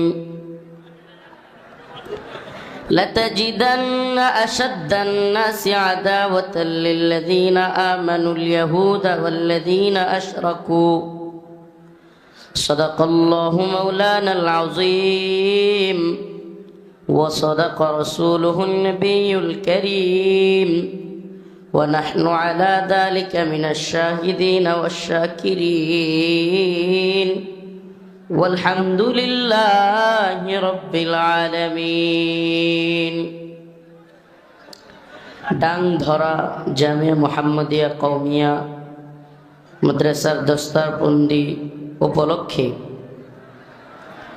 আজকের এই তাফসিরুল কোরআন মাহফিল কাউনিয়ার চরদেওয়ানগঞ্জ জামালপুরের বিশেষ অতিথি, প্রধান অতিথি, সভাপতি উপস্থিত আছেন সম্মানিত উলামায়ে কেরাম, মুরব্বিয়ানে ইসলাম, প্রিয় যুবক ভাইরা, পর্দানিশীন শ্রদ্ধেয়া মা ও বোনেরা, আল্লাহ রাব্বুল আলামিনের দরবারে অসংখ্য অগণিত শুকরিয়া যে মহান রব্বুল আলামিন আপনাকে আমাকে কোরআন সুন্নাহ থেকে কিছু কথা বলবার এবং শুনবার ব্যবস্থা করে দিয়েছেন, সেজন্য অন্তরের অন্তঃস্থল থেকে কালিমাতুশ শুকর আদায় করে স্বতঃস্ফূর্ত আওয়াজ করে বলি আলহামদুলিল্লাহ।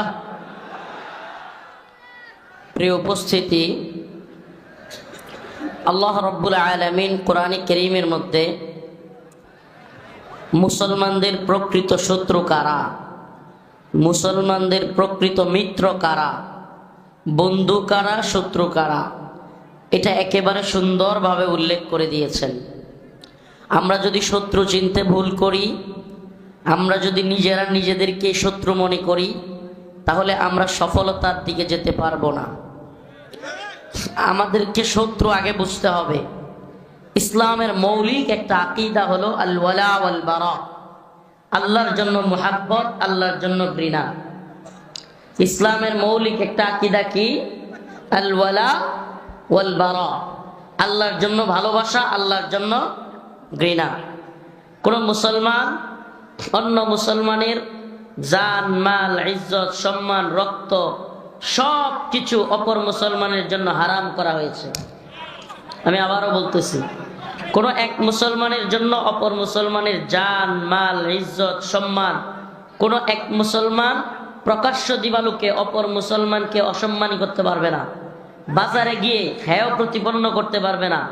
বাজারে গিয়ে কিংবা জনসম্মুখে তাকে কটু কথা বলতে পারবে না, গালি দিতে পারবে না, হুমকি ধমকি দিতে পারবে না। কোনো এক মুসলমান অপর মুসলমানের রক্ত জড়াতে পারবে না। এগুলো একজন আরেকজনের জন্য আল্লাহ প্রদত্তভাবে হারাম করেছেন। প্রিয় উপস্থিতি, প্রিয় ভাইরা আমার, বন্ধুগণ আমার, আজকে আমরা ইসলামের সেই মৌলিক আকীদা থেকে বের হয়ে আসছি।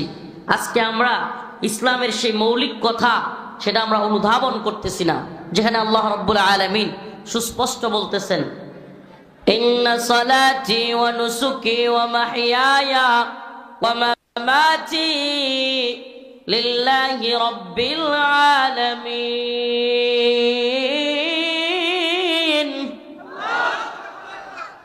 আল্লাহ রাব্বুল আলামিন বলেন, তোমার নামাজ, তোমার কুরবানি, ও নবী আপনি বলেন আপনার নামাজ, আপনার কুরবানি, হায়াতি আপনার জীবন, ও মামাতি মৃত্যু, লিল্লাহি রাব্বিল আলামিন, একমাত্র কার জন্য?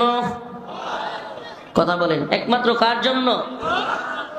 রাসূলুল্লাহ সাল্লাল্লাহু আলাইহি ওয়াসাল্লাম হাদিসের মধ্যে বলেন, মান আহাব্বা লিল্লাহ ওয়া আবগাদা লিল্লাহ ওয়া আতা লিল্লাহ ওয়া মানাআ লিল্লাহ ফাকাদ ইসতাকমালাল ঈমান। যে ব্যক্তি আল্লাহর জন্য ভালোবাসবে, মান আহাব্বা লিল্লাহ, ভালোবাসা হবে কার জন্য? কথা বলেন না। আমি কি বুঝাইতে পারতেছি না নাকি বুঝতেছেন না? আমার সাথে সাথে কথা বলতে হবে। রাজি আছেন ইনশাআল্লাহ? মান আহাব্বা লিল্লাহ, আল্লাহর জন্য ভালোবাসা, কার জন্য? ওয়া আবগাদা লিল্লাহ, আমরা কাউকে ঘৃণা করব, বিরোধিতা করব, সেটাও কার জন্য? ওয়া আতা লিল্লাহ ওয়া মানাআ লিল্লাহ, আমরা কোনো কিছু করব, দান করব, সেটাও কার জন্য? আমরা কাউকে কোনো কিছু থেকে বাধা দিব, নিষেধ করব, সেটাও কার জন্য? ফাকাদ ইসতাকমালাল ঈমান। যদি আমরা এই প্রক্রিয়ায় আগাতে পারি তাহলে এই হলো আমাদের ঈমান পরিপূর্ণ। আমরা যদি এই প্রক্রিয়া আগাতে পারি তাহলে আমাদের ঈমান কি?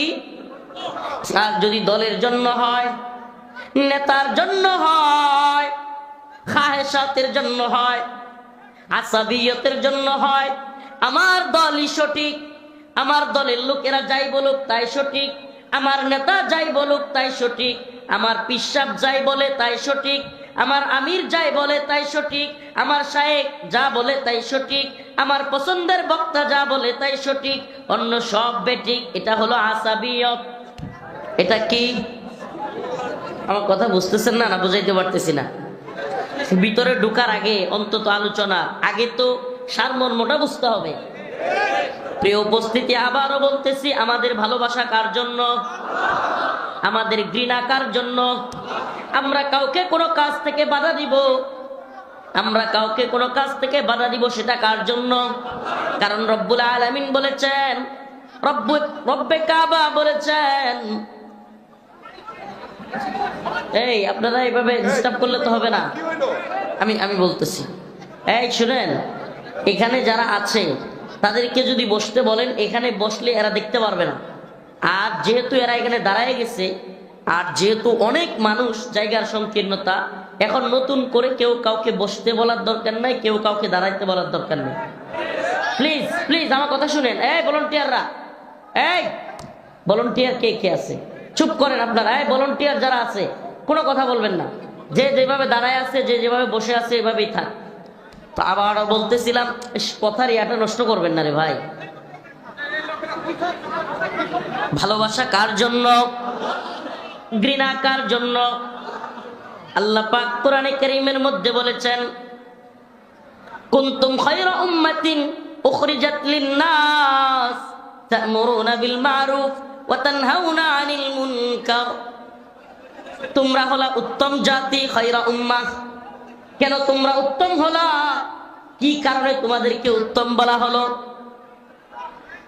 তোমাদেরকে খায়রা উম্মাহ এটা কেন বলা হলো?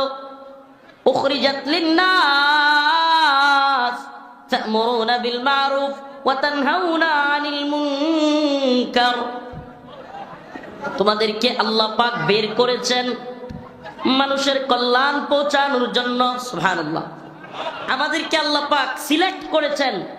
আমরা নিজেরা ইচ্ছা করে আসতে পারি না, আল্লাহ পাক নিজে মনোনীত করেছেন, বের করেছেন। কিসের জন্য? মানুষের কল্যাণ পৌঁছানোর জন্য, নাকি এক মুসলমান হইয়া আরেক মুসলমান ভাইয়ের মাথায় বাড়ি দেওয়ার জন্য? হ্যাঁ, এক মুসলমান ভাই আরেক মুসলমান ভাইয়ের মাথায় গিয়া বাড়ি দেওয়ার নাম নি তাবলীগ। যেই তাবলীগ ওয়ালারা বলতো মাথায় হাত বুলায় দেওয়ার কথা, যে তাবলীগ থেকে কথা বলা হইতো স্যাক্রিফাইসের কথা, মেনে নেওয়ার কথা, আজকে সেই জায়গায় একে অপরের মাথায় আঘাত করতেছে। কি বোঝা যায়? আমাদের ভালোবাসা আল্লাহর জন্য। হ্যাঁ, আমাদের আমির যা বলে তাই সঠিক, আমার শায়েখ যা বলে তাই সঠিক, আমার পীর যা বলে তাই সঠিক, এর বাহিরে কোনো সঠিক নাই। এই আসাবিয়ত, এই দলীয় দলান্দতা যদি আমরা পরিহার করতে না পারি, আমরা আল্লাহ এবং তার রাসূলের খাঁটি বান্দা কিংবা উম্মত নই।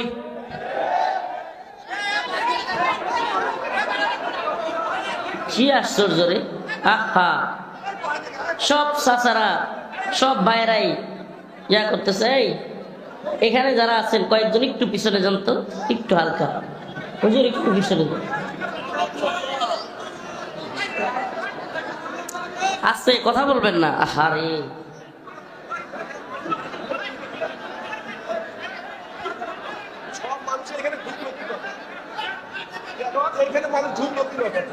আপনারা ঝগড়া করতে থাকেন, তাহলে আমি মাইক ছেড়ে দিয়ে চলে যাই। কিভাবে সম্ভব এটা? কথা 10-15 মিনিট চলে যাচ্ছে, এখনো আপনারা আওয়াজটা বন্ধ করতেছেন না। এটা কি আশ্চর্য রে ভাই! দেখা কি ফরজ নাকি? দেখতেই হবে। কথা তো শুনতেছে, কথা তো শোনাই যাচ্ছে। হয়েছে তো, এবার হয়েছে। দয়া করে এবার চুপ থাকেন। কুনতুম খায়রা উম্মাতিন উখরিজাত লিন-নাস তা'মুরুনা বিল মা'রুফ ওয়া তানহাউনা আনিল মুনকার। আল্লাহ পাক আমাদেরকে উত্তম জাতি হিসেবে পাঠাইছেন, খায়রা উম্মাহ। আমাদের কাজ কি? উখরিজাত লিন-নাস তা'মুরুনা বিল মা'রুফ ওয়া তানহাউনা আনিল মুনকার। আমরা সৎ কাজের আদেশ করব, অসৎ কাজ হতে নিষেধ করব। সৎ কাজে কি করব? আদেশ করব, অসৎ কাজ হতে। আচ্ছা আমাকে বলেন, আমরা কি আমাদের দায়িত্বটা সঠিকভাবে পালন করতেছি? হ্যাঁ, বরং আমাদের মধ্যে দলান্দতা ঢুকে গেছে। পীরের প্রতি, শাইখের প্রতি, আমিরের প্রতি আমরা যা তারা বলে আমরা মনে করি তাই সঠিক, আর বাহিরের কারো কথা সঠিক নয়। আমাকে বলেন, যদি এটা না হইতো তাইলে আজকের এই দুর্ঘটনা কি ঘটতো? ঘটতো? আমার দলের নেতা যা বলছে তাই সঠিক, নাকি অন্য দলের নেতা বা অন্য লোকেরা যা বলছে সেটাও সঠিক হতে পারে? আমার কথা বুঝাইতে পারতেছি না, কি বুঝাবো? এরাই যখন থামে না, এরাই যে হাসে, আবার ধাক্কাধাক্কি করে, আবার হাসে। এই ইচ্ছা করে কি এখানে ঝামেলা করতে আসছেন নাকি? এরা ইচ্ছা করে। এদিকে কি দাঁড়ায় আসছে না মানুষ? আপনাদের মতো তো এমন করে না, এদিকে তো শত শত মানুষ দাঁড়ানো। এই চেয়ারটা একটু আগে দিলে আপনাকে মনে হয় সবাই দেখতে পাবে, মানে এটা এই পাশের জন্য একটু আগে আছে চেয়ারটা। চেহারা গান লাগবে না, তারপরে দাঁড়া, এটা ছড়া।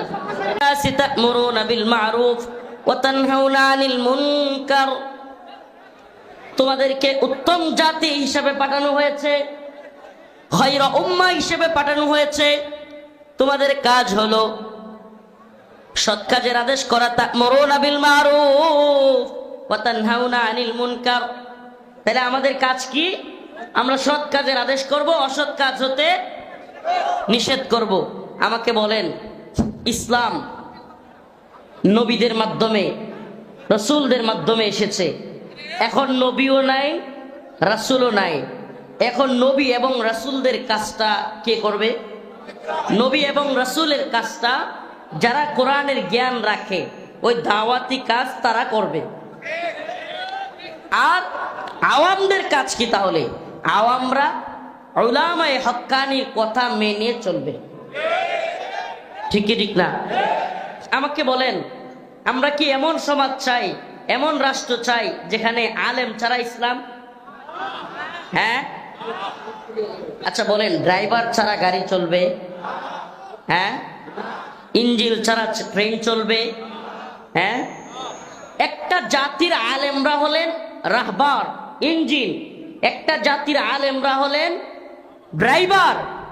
তো আলেমদের মধ্যে ভুল হতে পারে, আলেমরা কেউ ভুলের ঊর্ধ্বে নয়, কিন্তু তাই বলে আপনি যদি সম্মিলিতভাবে আলেমদেরকে ঘৃণা করেন, আপনার মধ্যে যদি কেউ এই বীজ বপন করে দেয় যে আলেম শূন্য অবস্থান আপনি চান, আলেমরাই সকল গন্ডগোলের মূল, এই ধরনের চিন্তা আপনার মাথায় আসে, আমি জানতে চাই, আলেম ছাড়া সমাজ, আলেম ছাড়া রাষ্ট্র, এটা চায় শয়তান।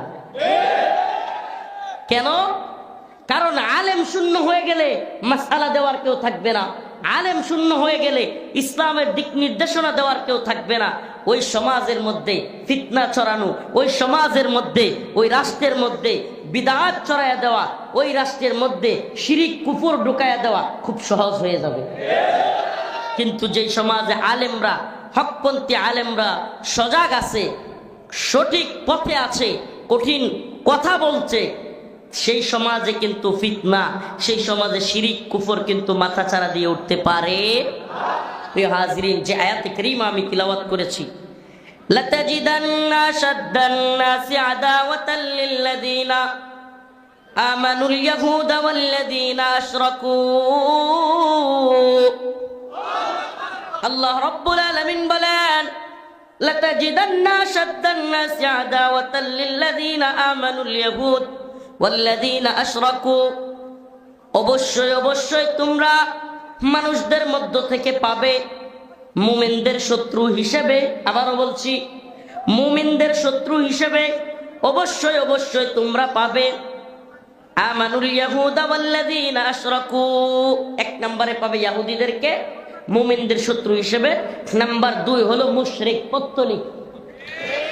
মুসলমানদের সবচাইতে কঠিন শত্রু হিসেবে আল্লাহ বলতেছেন, 1 নম্বরে পাবে ইহুদিদেরকে, 2 নম্বরে হলো মুশরিক, পত্তলিকরা।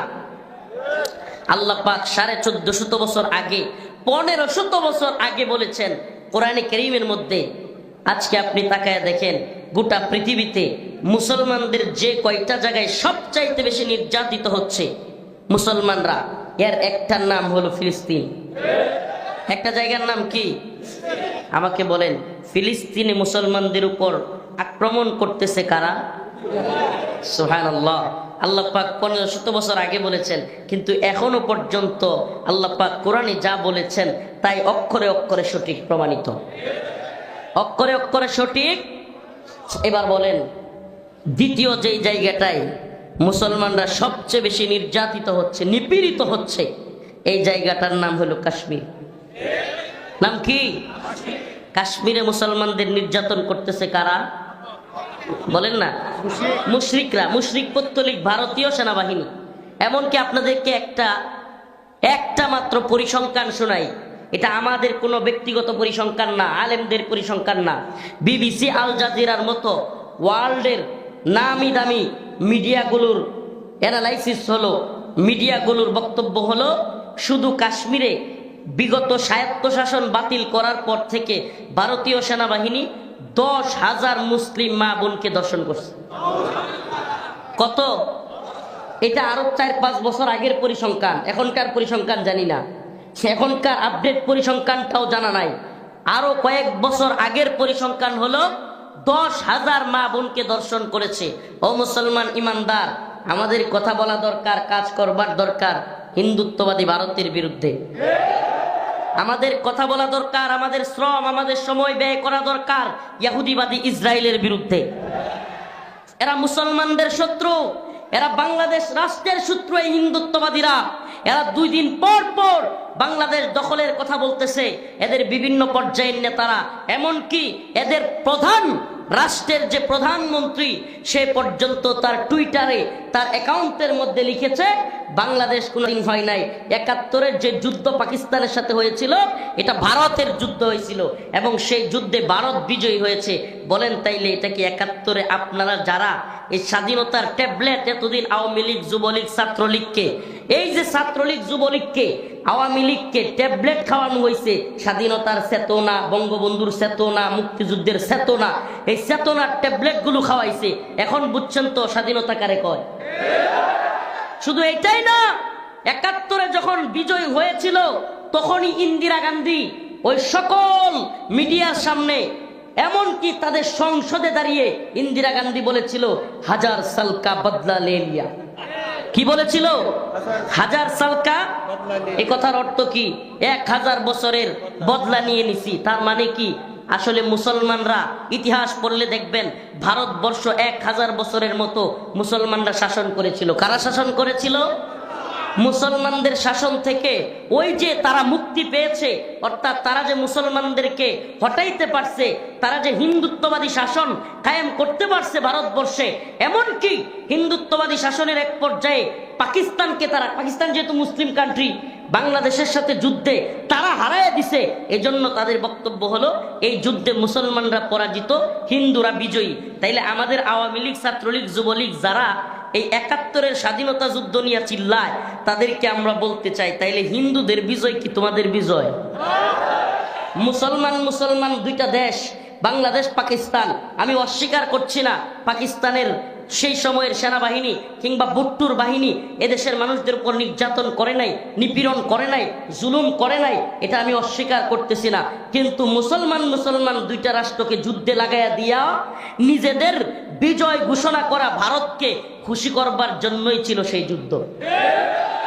অমুসলমান ইমানদার, ওই শুরু থেকে আমি যে সূচনা বক্তব্য দিয়েছিলাম, সেখান থেকে এখন পর্যন্ত আমি যে কথাটা আপনাদের কাছে বোঝানোর চেষ্টা করতেছি, অমুসলমান ইমানদার, আপনার আমার শত্রু, প্রকৃত প্রধান শত্রু এটা আতিরা নয়।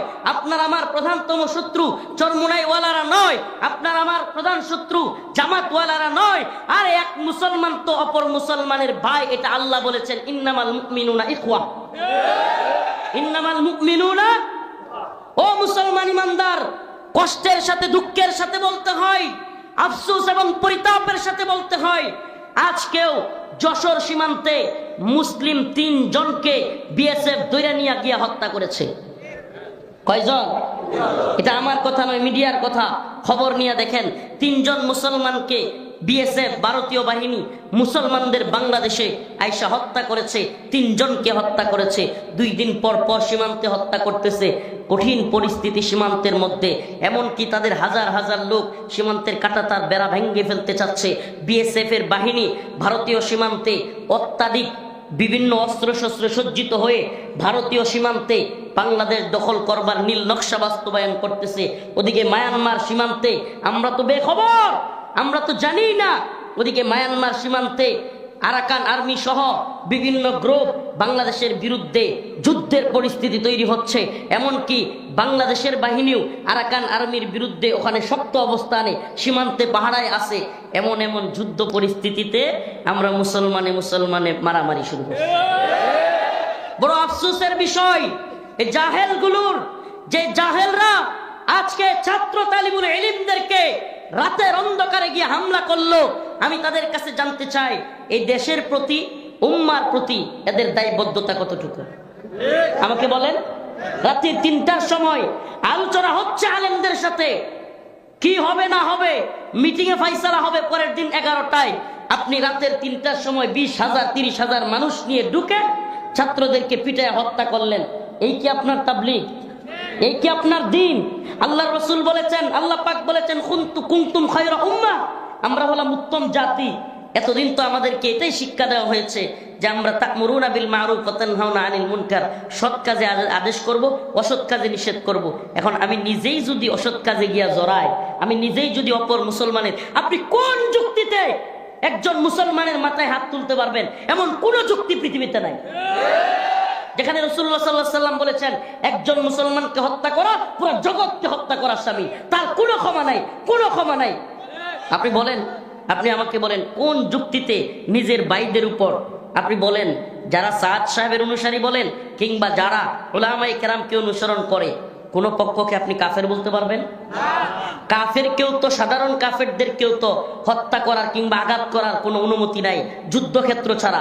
তাহলে আপনি মুসলমানদের উপর কিভাবে আঘাত করলেন? কোন দলিলে? আপনি কোন দলিলে? কোন দলিল আছে আপনার কাছে? আপনি তো আসাবিয়ত করতেছেন, আপনি তো দলের পূজা শুরু করেছেন, আপনি দলান্ধ হয়ে গিয়েছেন, আপনি আপনার পীরের, আপনি আপনার আমিরের পূজা শুরু করেছেন। আপনি ইসলামের মধ্যে কঠিন, আপনার ইসলামের যে কনসেপ্ট এটাই আপনি বুঝতে পারেন নাই, আপনি বুঝেন নাই। আপনি যদি ইসলামের কনসেপ্ট বুঝতেন, ইসলাম বলতেছে ব্যক্তি দল এগুলো ইসলামের দলিল নয়। ব্যক্তি দল ইসলামের কি নয়? দলিল নয়। ইসলামের দলিল কোরআন সুন্নাহ। ইসলামের দলিল কি? কোরআন সুন্নাহ। যদি কোরআন সুন্নাহ দলিল হয়, চ্যালেঞ্জ ছুড়ে দিলাম, কোরআন সুন্নাহর কোন জায়গা থেকে দলিল বের করে অন্য মুসলমানের মাথায় আঘাত করার অনুমতি আপনি দেখাতে পারবেন? মুসলমান ভুল করতে পারে, কিন্তু তার মাথায় গিয়ে বাড়ি দেওয়ার অনুমতি আপনি দেখাইতে পারবেন? তাইলে যদি অনুমতি নাই থাকে, আপনি কিভাবে রাতের অন্ধকারে ৩টার সময় গিয়া আপনার মুসলমান ভাইদের মাথায় আঘাত করলেন? ও মুসলমান ইমানদার, ও মুসলমান ইমানদার, কথাগুলো ভালোভাবে বুঝবার চেষ্টা করেন। যাদের দেশ জাতি উম্মার প্রতি দায়বদ্ধতা নাই, দেশ জাতির প্রতি উম্মার প্রতি যাদের দায়িত্বশীলতা নাই, এরাই এই ধরনের খামখেয়ালি কাজ, এরাই এই ধরনের অগ্রহণযোগ্য কাজে শরীক হইতে পারে। উম্মার প্রতি যদি দায়িত্বশীলতা থাকে, উম্মার প্রতি, জাতির প্রতি যদি ভালোবাসা থাকে, জাতির উপরে কত বড় বিপদ, যেই বিপদ জাতি আজ করতে পারতেছে না। ভারত যখন দেখলো বাংলাদেশকে বিভিন্ন ধরনের হামলা কইরা, হুমকি দিয়া ধমকি দিয়া কাজ হচ্ছে না, তখন তারা নতুন আরেকটা বাহিনীকে উস্কানি দিয়া, টাকা পয়সা দিয়া, অস্ত্র দিয়া বিভিন্নভাবে মায়ানমার থেকে, এগুলো গোয়েন্দা নিউজ বলতেছি, মায়ানমার থেকে মুসলমানদের বাংলাদেশকে অস্থিতিশীল করবার জন্য টাকা দিয়া, অর্থ সম্পদ দিয়া, এমনকি অস্ত্রশস্ত্র দিয়া, মায়ানমারের বাহিনীকে দিয়া, একটা উগ্র বাহিনীকে দিয়া বাংলাদেশের সাথে লাগাইয়া দেওয়ার চেষ্টা করতেছে। কারণ কি? তারা নিজেরা লাগতে চায় না। ও মুসলমান ইমানদার, এই যখন ষড়যন্ত্রের অবস্থা, তখন আমরা নিজেরা কামড়া কামড়ি। দেশ জাতিকে নিয়ে এত বড় বড় ষড়যন্ত্র, আল্লাহ পাক নিজে বলেছেন, লাতাজিদান্না আশাদ্দান নাস আদাওয়াতান লিল্লাযিনা আমানুল ইয়াহুদ ওয়াল্লাযিনা আশরাকু। আল্লাহ পাক নিজে বলেছেন, তোমরা অবশ্যই অবশ্যই মুমিনদের শত্রু হিসেবে ইহুদি এবং মুশরিকদেরকে পাবে। আজকে ইসরায়েলের নেতানিয়াহু হুঙ্কার দিয়ে মুসলমানদের গাজাকে মাটির সাথে মিশিয়ে দিচ্ছে, বোম্বিং করতেছে। ও মুসলমান, গাজার মুসলমানরা খাবার পানি পর্যন্ত পাচ্ছে না। গাজার মুসলমানরা একবেলা খাবার পর্যন্ত পাচ্ছে না। হসপিটালগুলোতে হাহাকার, হসপিটালগুলোতে চিকিৎসা নাই, হসপিটালগুলোতেও বোম্বিং করা হচ্ছে। ও মুসলমান ইমানদার, আজকে মায়ানমারের রাখাইনের মুসলমানেরা 10 লক্ষ মুসলমান 2017 সালে একসাথে বাংলাদেশে ঢুকেছে, এখনো পর্যন্ত বের হইতে পারে নাই। ও মুসলমান ইমানদার, কাশ্মীরে 10,000 মুসলমানদেরকে, নারীদেরকে ধর্ষণ করা হয়েছে, কোনো বিচার হচ্ছে না। আদালত তাদেরকে দর্শনের আসামিদেরকে বেকুসুর খালাস দিচ্ছে, আর দর্শনের আসামিরা বাহির হইয়া এসা মিষ্টি বিতরণ করতেছে। এই যখন পৃথিবীতে মুসলিম উম্মার অবস্থা এমন নাজুক পরিস্থিতিতে নিজেরা কামড়া কামড়ি করার চাইতে আত্মঘাতী কাজ আর কোনো কিছু হইতে পারে? আমারে বলেন, টঙ্গীর ইজতেমা ময়দানে জোর করা ফরজ, ওয়াজিব, বরং ইসলামী ভূখণ্ড রক্ষা করা ফরজ। ঈমান আনার পরে ভালোভাবে বুঝেন মাসআলা, এটা খুব জরুরি দরকার। ঈমান আনার পরে সবচাইতে জরুরি ফরজ হলো, ঈমান আনার পরে মুসলমানদের উপর সবচাইতে বড় ফরজ, নামাজ রোজার চাইতেও বড় ফরজ হলো মুসলিম ভূখণ্ড রক্ষা করা। কি রক্ষা করা? যদি বলেন হুজুর ঈমান আনার পরে জীবন ভরা শুনছি নামাজ, আমি বলবো রাসূলুল্লাহ সাল্লাল্লাহু আলাইহি সাল্লাম খন্দকের যুদ্ধে কাফেরদের হাত থেকে মদিনাকে রক্ষা করবার জন্য যখন খন্দক খনন করেছিলেন, উলামায়ে কেরাম এখানে আছেন, নামাজ কাজা করেছিলেন না করেন নাই? নামাজ পর্যন্ত কাজা করেছিলেন ভূখণ্ড রক্ষার জন্য। অথচ আজকে আপনি নামাজ কাজা করতেছেন মুসলমান ভাইদেরকে মারার জন্য। রাতের আধারে তাহাজ্জুদরত মুসল্লিদের উপর হামলা করতেছেন। ও প্রিয় ভাইরা আমার, বন্ধুগণ আমার, আমি দলাদলি কিংবা আসাবিয়তে বিশ্বাসী লোক না। আমার কষ্টের দিকটা আপনারা বুঝবার চেষ্টা করবেন। যাদের উম্মার প্রতি দায়বদ্ধতা আছে, উম্মার প্রতি দরদ আছে, আল্লাহি বিল্লাহি তাল্লাহি কসম আল্লাহর, আমার নিজেদের মধ্যে এইগুলো দেখলে এত কষ্ট লাগে, বুকটা ফেটে যায়। যদি এই পুরো ময়দানে যতগুলো মানুষ সবগুলো যদি সীমান্ত দিয়ে ভারতীয় বাহিনী ঢুকে, আল্লাহু আকবার, আমি একা প্রয়োজনে দাঁড়ায় যাব শাহাদাতের জন্য, পরোয়া করি না। কিন্তু ভাইয়ে ভাইয়ে যখন মারামারি লাগে, এর চাইতে কষ্টের আর কিছু থাকে না, এর চাইতে কষ্টের আর কিছু থাকে না। ও মুরব্বিয়ানে কেরাম, আপনি তাবলীগের কোন গ্রুপের, আপনি তাবলীগের কোন গ্রুপ এটা আমি জানি না, কোন পক্ষকে সাপোর্ট করেন এটাও আমি জানি না, কিন্তু আল্লাহর হস্তে পায়ে হাত ধরে বলি, আপনাকে কে বুঝাচ্ছে অন্য মুসলমান ভাইয়ের শরীরে আঘাত করার কথা? আপনাকে কে বুঝাচ্ছে? ও মুসলমান, আমরা কিন্তু রাসূলুল্লাহ সাল্লাল্লাহু আলাইহি সাল্লামের সাহাবায়ে কেরামের জামানা থেকে একটা শিক্ষা পাই। সাহাবায়ে কেরামের মধ্যে যারা বিচক্ষণ ছিলেন, যারা জ্ঞানী ছিলেন, তারা উম্মাহ কনসেপ্টে ক্লিয়ার হয়ে যখন হযরত আলী রাদিয়াল্লাহু আনহু এবং মুআবিয়া রাদিয়াল্লাহু আনহুর মধ্যে একটা ফাইটিং পরিস্থিতি তৈরি হয়েছিল, যখন তাদের মধ্যে একটা যুদ্ধ পরিস্থিতি তৈরি হয়েছিল, অসংখ্য সাহাবায়ে কেরাম কোনো পক্ষ নেন নাই, তারা চুপসে ছিলেন, তারা নীরব ছিলেন, তারা নিবৃতে থাকতেন। আমি তো বলি, আপনি যদি প্রকৃত পক্ষে দ্বীনের প্রতি ভালোবাসা থাকে, উম্মার প্রতি দরদ থাকে, আপনি অবশ্যই আলেমদের পক্ষে থাকবেন, নতুবা চুপ থাকবেন। আপনার কষ্ট আপনার অন্তরে যদি উম্মার প্রতি ফিকির থাকে, দরদ থাকে, আপনাকে অবশ্যই চুপ রাখতে বাধ্য করবে, কারণ আপনি কোনো পক্ষ নিয়ে অন্য পক্ষের মাথায় আঘাত করতে পারবেন না। প্রিয় উপস্থিতি, এগুলো শুধু জামালপুরের মুসলমানদের উদ্দেশ্যে বলছি না, ষড়যন্ত্রটা বুঝবার চেষ্টা করেন। ও মুসলমান, এই যে সামনে যে ইউটিউবাররা আছে, এদের মাধ্যমে অনেকের কাছে চলে যাবে। এই ইউটিউবারদেরকে বলি, এই কথাগুলো একটু তোমরা বিশেষভাবে প্রিয় ভাইরা উঠানোর চেষ্টা করবা। আজকে কয়েকদিন আগে স্বরাষ্ট্র উপদেষ্টা, আইন উপদেষ্টা, এরা কি বলল যে বাংলাদেশে 2009 সালে পিলকানায় যে বিডিআর বিদ্রোহের নামে অনেকগুলো সেনা অফিসারকে হত্যা করা হয়েছে, এটার কোনো তদন্ত কমিশন গঠন হবে না। ছাত্ররা যখন খেপে গেল গা, সমন্বয়করা যখন খেপে গেল গা, আমরা নিজেরাও পোস্ট করা শুরু করলাম। সবাই মিলে একযুগে ঘেরাও কর্মসূচি, আইন উপদেষ্টার বাসভবন, আইন উপদেষ্টার কার্যালয় ঘেরাও, স্বরাষ্ট্র উপদেষ্টার কার্যালয় ঘেরাও কর্মসূচি দিলাম। তখনই 5 দিনের ভিতরে, কয়দিন? 5 দিনের মধ্যে তদন্ত কমিশন গঠন করা হবে, এই মর্মে কথা বলা হলো, বিবৃতি দেওয়া হলো। 5 দিন যাইতে পারে নাই, সীমান্তের মধ্যে 3 জন মুসলমানকে বিএসএফ হত্যা করেছে। 5 দিন যাইতে পারে নাই, মায়ানমার সীমান্তে ভয়াবহ পরিস্থিতি বাংলাদেশে শুরু হয়ে গেছে। 5 দিন যাইতে পারে নাই, টঙ্গীর ইজতেমা ময়দানে হঠাৎ করে, কেউ জানে না শুনে না, হঠাৎ করে শোনা যাচ্ছে প্রধান উপদেষ্টার কার্যালয় ঘেরাও সকালবেলায়। হাই কোনো কিছু কিন্তু জানা নাই, এর মধ্যে হঠাৎ করে শুনি টঙ্গীর ইজতেমা ময়দানে অনেকগুলো মানুষকে হত্যা করে ফেলা হয়েছে, শত শত মানুষ আহত। আপনি কি বুঝতে পারেন ষড়যন্ত্র কোত্থেকে আসতেছে? আপনারা বুঝতে পারেন এগুলো কেন করা হচ্ছে? এর একটাই উদ্দেশ্য। এমনকি আপনাদেরকে বলি, যখন নতুন সরকার গঠন হয়, এর অনেক আগে থেকে হাসিনা সরকার পড়ে যাবে, এই পরিস্থিতি বুঝবার সাথে সাথে ভারতীয় গোয়েন্দা সংস্থা র বারবার যে শর্তটা দিচ্ছিল দুইটা জিনিস, একটা হলো 21শে আগস্ট গ্রেনেড হামলা কিংবা ওই যে 10টা অস্ত্র মামলা, এগুলোর রায় কোনোভাবেই এই বাবর কিংবা তাদেরকে বের করা যাবে না। লুৎফুজ্জামান বাবর, আমার কথাগুলো বুঝবার চেষ্টা করেন, রাজনীতিটা, এদেরকে বের করা যাবে না। আর সবচাইতে বড় শর্ত যেটা ইন্ডিয়া দিচ্ছিল বারবার, সেটা হলো বিডিআর বিদ্রোহ নিয়ে কোনো তদন্ত করা যাবে না। তাহলে আপনি কল্পনা করেন, আপনি যদি আজকের অবস্থান না বুঝেন, আগামী দিনেও বাংলাদেশে কি হবে আপনি কিছু বুঝতে পারবেন না। বলবেন কি হইতেছে কি হইতেছে, আপনি খালি দেখবেন হাই হাই কিছুই বোঝা যাচ্ছে না কি হচ্ছে। মনে রাখবেন, বিডিআর বিদ্রোহে বিডিআর জওয়ানদের আড়ালে মুখোশ লাগিয়ে অনেক ভারতীয় গোয়েন্দা সংস্থা রয়ের সদস্যরা ছিল। বাংলাদেশকে একটা ব্যর্থ রাষ্ট্রে পরিণত করা, বাংলাদেশকে সেনাবাহিনীকে দুর্বল করার যে চক্রান্ত, এটা সেই 2009 সাল থেকে শুরু হয়েছিল। বিডিআর বিদ্রোহের আড়ালে ডাইল বাতের নামে আমি নিজে অনেক বিডিআরদের সাথে কথা বলে ভিতরে কারাগারে ছিলাম। বিডিআর সদস্যরা শত শত এখনো ভিতরে, তাদের সাথে কথা বলে তারপর আপনাদেরকে বলেছি এখানে যেটা হয়েছে বিডিআররা বুঝেই উঠতে পারে নাই, হঠাৎ করে কে বা কারা সেনাবাহিনীর সদস্যদের উপর গুলি করা শুরু করেছে। মুসলমান ইমানদার, এই ইতিহাস জানা আমাদের জন্য জরুরি। আগামীকালকে বাংলাদেশে কি হবে এটা বুঝতে হলে ভারতীয় গোয়েন্দা সংস্থার তৎপরতা বুঝতে হবে।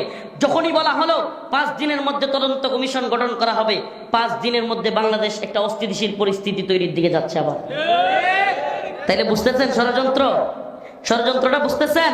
তার মানে তারা চাই না বিডিআর বিদ্রোহ নিয়ে তদন্ত হোক। এজন্য আমরা বলি যতই তোমরা টঙ্গীতে ষড়যন্ত্র করে, তোমাদের পেটুয়া বাহিনী দিয়ে, তোমাদের সেই প্রথম আলো এবং ডেইলি স্টারের এই চালাচামুন্ডারা মিলে বাংলাদেশের মধ্যে একটা টঙ্গীর ঘটনা দিয়ে অস্থিতিশীল পরিস্থিতি তৈরি করবার চেষ্টা করো, সীমান্তে অস্থিতিশীল পরিস্থিতি তৈরি করো, তবুও আমি বলবো বর্তমান নতুন সরকারকে দ্রুত গতিতে আপনারা বিডিআর বিদ্রোহ নামের সেনাবাহিনীকে হত্যা করার এই মিশনে ভারত যে জড়িত, এটার অবশ্যই তদন্ত গঠন করুন, এটার তদন্ত করুন। আমাদের এই দেশে ভারতীয় গোয়েন্দা সংস্থার আধিপত্য যদি না রুখে দিতে পারেন, আটকে দিতে না পারেন, আমরা কখনোই স্বাধীন ছিলাম না, এখনো স্বাধীন হইতে পারবো না। এটা মনে রাখবেন, আমাদের প্রকৃত স্বাধীনতা তখনই আসবে। আরেকটু ইতিহাস টানবো। রৌমারী সীমান্তে বরুঙ্গামারি বড়াইবাড়ি, মনে আছে আপনাদের? একটু পরে রৌমারীতে যাচ্ছি আলোচনা করতে। এই রৌমারী এলাকার বড়াইবাড়ি সীমান্তের বিশাল বড় এক যুদ্ধ সংগঠিত হয়েছিল ভারতীয় বিএসএফ এর সাথে বাংলাদেশের তৎকালীন বর্ডার গার্ড বিডিআর এর সাথে। আপনারা জানেন এটা? ওই বিডিআর এর তৎকালীন যারা প্রধান ছিলেন, এদের প্রত্যেককে পিলকানায় মেরে ফেলা হয়েছে। আমাকে বলেন, আরো কি বুঝতে বাকি আছে? আরো বুঝার বাকি আছে আপনাদের?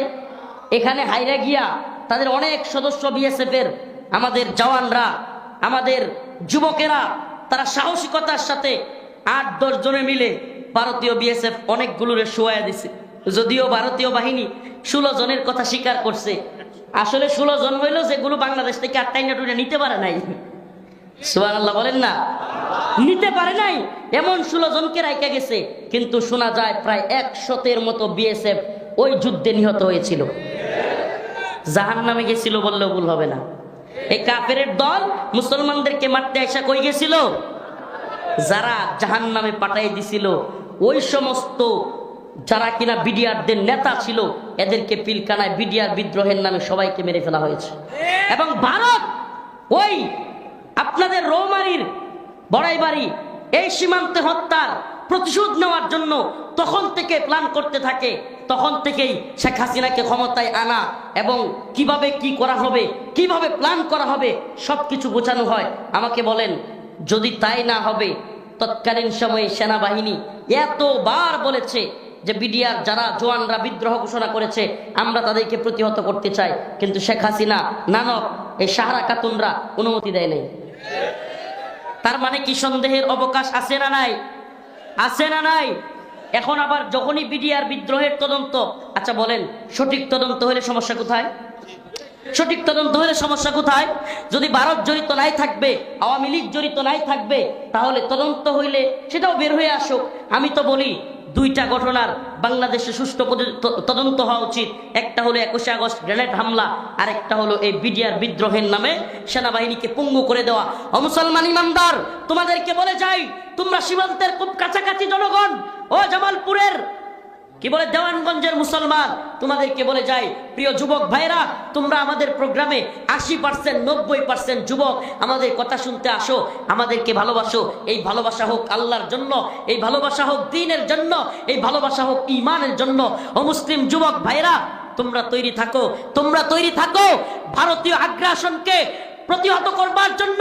আল্লাহ রাসূলের সেই ঘোষণা, ইসাবাতান মিন উম্মতি আহরাজাহুমাল্লাহু মিনান নার, ইসাবাতুন তাগজুল হিন্দা ওয়া ইসাবাতু মা ঈসা ইবনে মারইয়াম।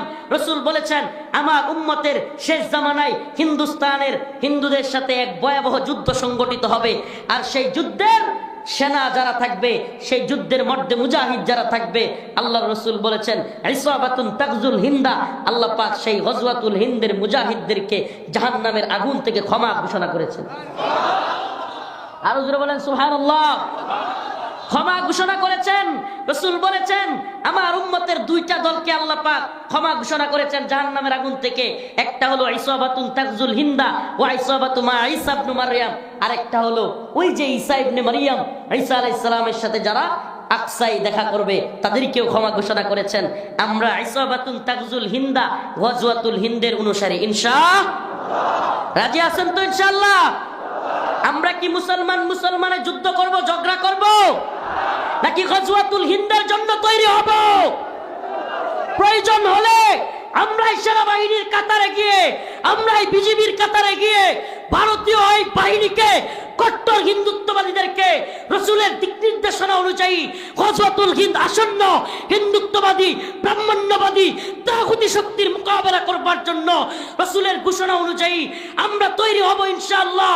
শুধু তাই নয়, হিন্দুত্ববাদী এই ব্রাহ্মণ্যবাদী শক্তির নেতাদেরকে টেনে হিচড়ে হিন্দুস্তানের দিল্লিতে কালেমার পতাকা উড়িয়ে কল্লায় ধরে ধরে আকসার দিকে নিয়ে যাব ইনশাআল্লাহ। রাজি আছেন তো?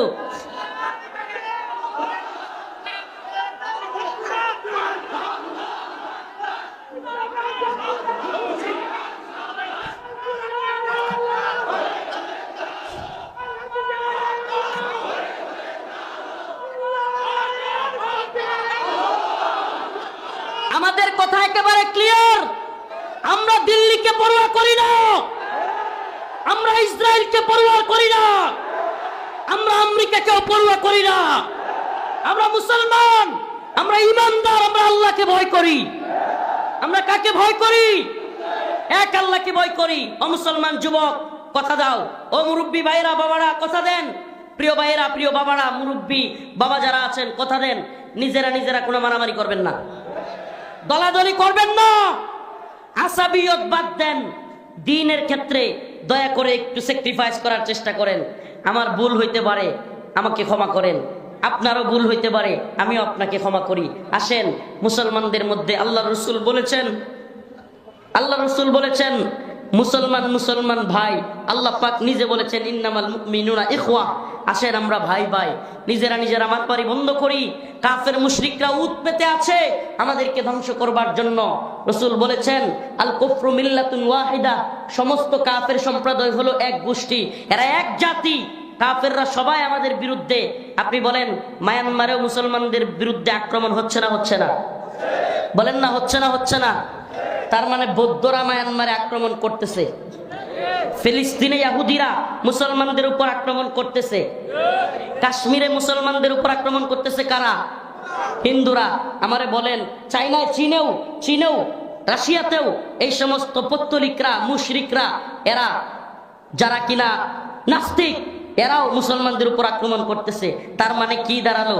সব দিকে বৌদ্ধরা, খ্রিস্টানরা, ইহুদিরা, কি বলে, সব এই নাস্তিক সাতেম সবগুলো মিলে মুসলমানদেরকে আক্রমণ করতেছে। কথা ঠিক? কথা সত্য? তার মানে কি, আমরা যদি নিজেরা বিচ্ছিন্ন থাকি, মায়ের আরো খাওয়া লাগবে, আর যদি নিজেরা ঐক্যবদ্ধ হই, আজকে যে রাগ আপনি অন্য মুমিনের প্রতি দেখাচ্ছেন। আল্লাহর রসুলের ব্যাপারে আল্লাহ বলেছেন মুহাম্মাদুর রাসূলুল্লাহ ওয়াল্লাযীনা মাআহু আশিদ্দাউ আলাল কুফফার রুহামাউ বাইনাহুম। আল্লাহ পাক বলেছেন আমার নবী মুসলমানদের সাথে নরম ছিলেন, তার সাহাবায়ে কেরাম মুমিনদের সাথে নরম ছিলেন। আশিদ্দাউ আলাল কুফফার, কাফেরদের ব্যাপারে শক্ত ছিলেন। আর আপনি কাফেরদের মূর্তি পাহারা দিতে যান, মন্দির পাহারা দিতে যান, আর মুসলমানদের মাথা ফাটাইতে যান। আপনি কেমন রসুলের উম্মত আমারে বলেন না? আপনি কেমন উম্মত হইলেন? রসুল এবং তার সাহাবায়ে কেরাম মুমিনদের ব্যাপারে ছিল রুহামাউ বাইনাহুম আশিদ্দাউ আলাল কুফফার, কাফেরদের ব্যাপারে শক্ত, মুমিনদের ব্যাপারে কি ছিলেন? নরম। আর আপনি হিন্দুদের মন্দির পাহারা দেন, মন্দিরের দারোয়ান সাজেন মূর্তির, আর মুসলমানদের গিয়া মাথা ফাটাই দেন।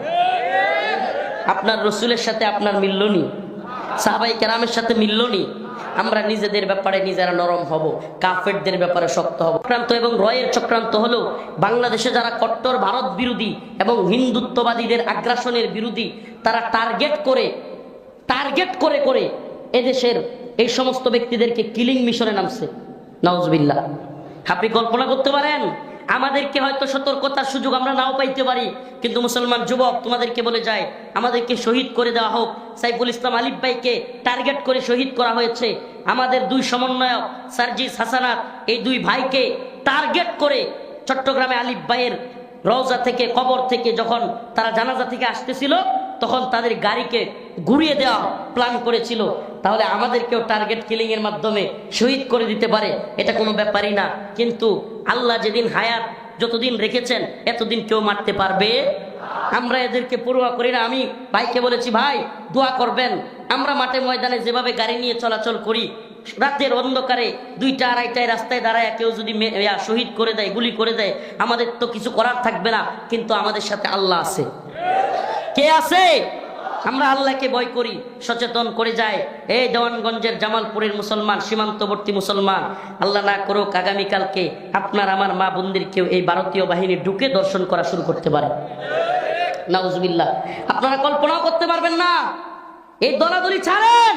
আপনারা তো মনে করতেছেন যে আরে সুখেই তো আছি, সবকিছু তো ঠিকঠাক আছে। এত ঠিকঠাক থাকবে না। এদের মধ্যে অলরেডি তাদের মধ্যে চূড়ান্তভাবে প্ল্যান চলতেছে।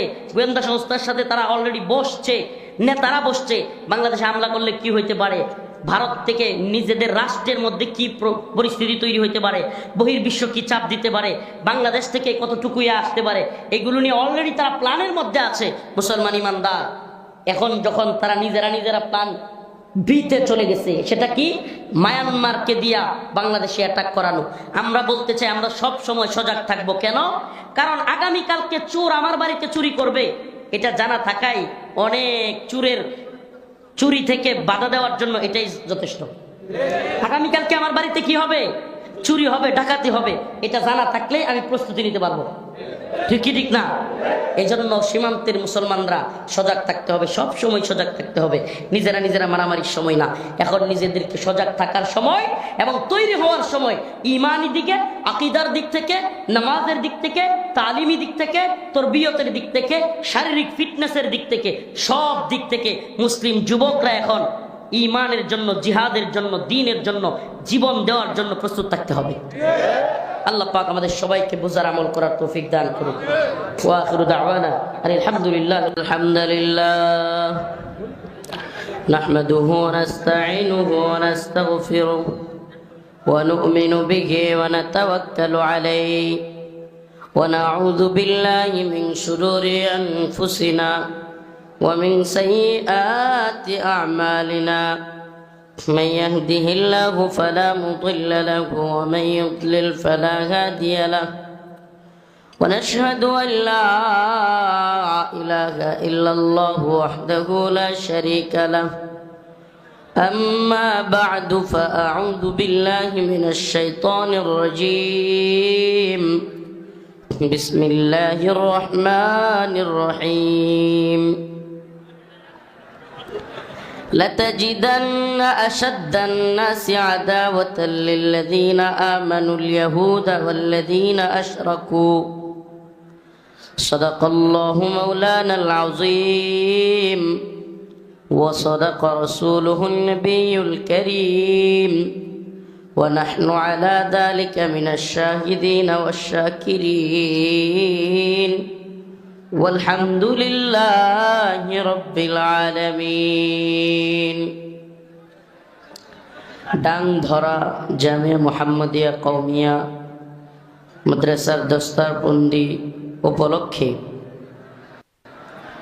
আজকের এই তাফসিরুল কোরআন মাহফিল কাউনিয়ার চরদেওয়ানগঞ্জ জামালপুরের বিশেষ অতিথি, প্রধান অতিথি, সভাপতি উপস্থিত আছেন সম্মানিত উলামায়ে কেরাম, মুরব্বিয়ানে ইজাম, প্রিয় যুবক ভাইরা, পর্দানিশীন শ্রদ্ধেয়া মা ও বোনেরা, আল্লাহ রাব্বুল আলামিনের দরবারে অসংখ্য অগণিত শুকরিয়া যে মহান রব্বুল আলামিন আপনাকে আমাকে কোরআন সুন্নাহ থেকে কিছু কথা বলবার এবং শুনবার ব্যবস্থা করে দিয়েছেন।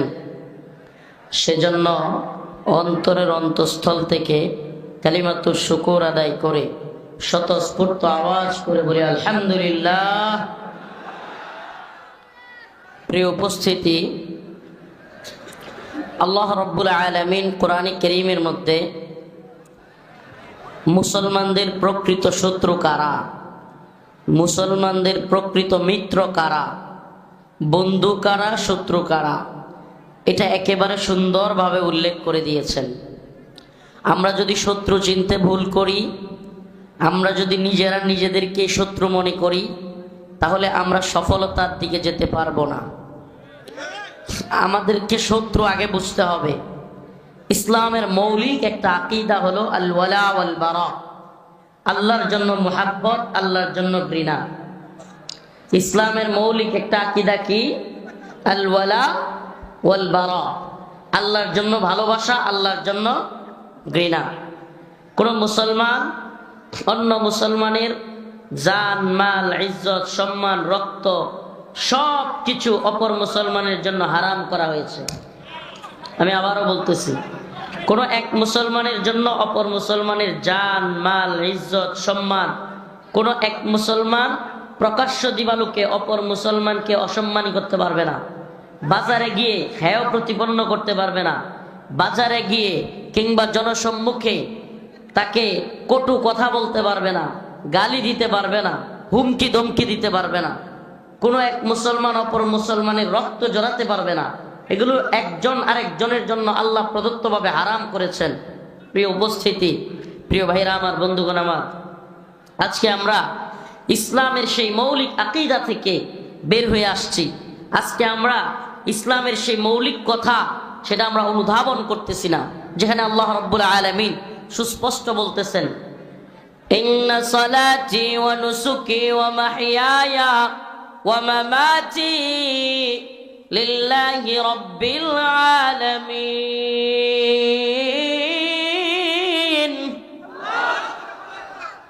আল্লাহ রাব্বুল আলামিন বলেন, তোমার নামাজ, তোমার কুরবানি, ও নবী আপনি বলেন আপনার নামাজ, আপনার কুরবানি, হায়াতি আপনার জীবন, ও মামাতি মৃত্যু, লিল্লাহি রাব্বিল আলামিন, একমাত্র কার জন্য?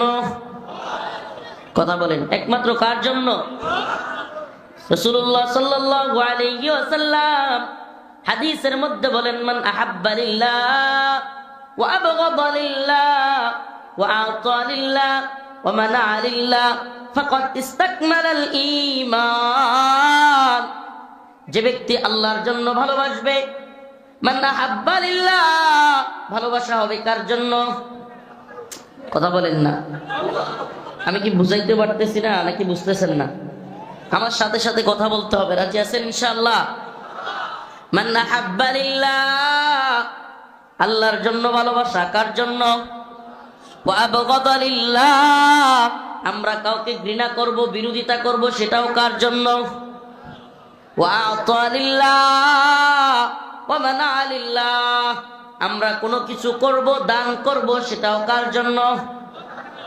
আমরা কাউকে কোনো কিছু থেকে বাধা দিব, নিষেধ করব, সেটাও কার জন্য?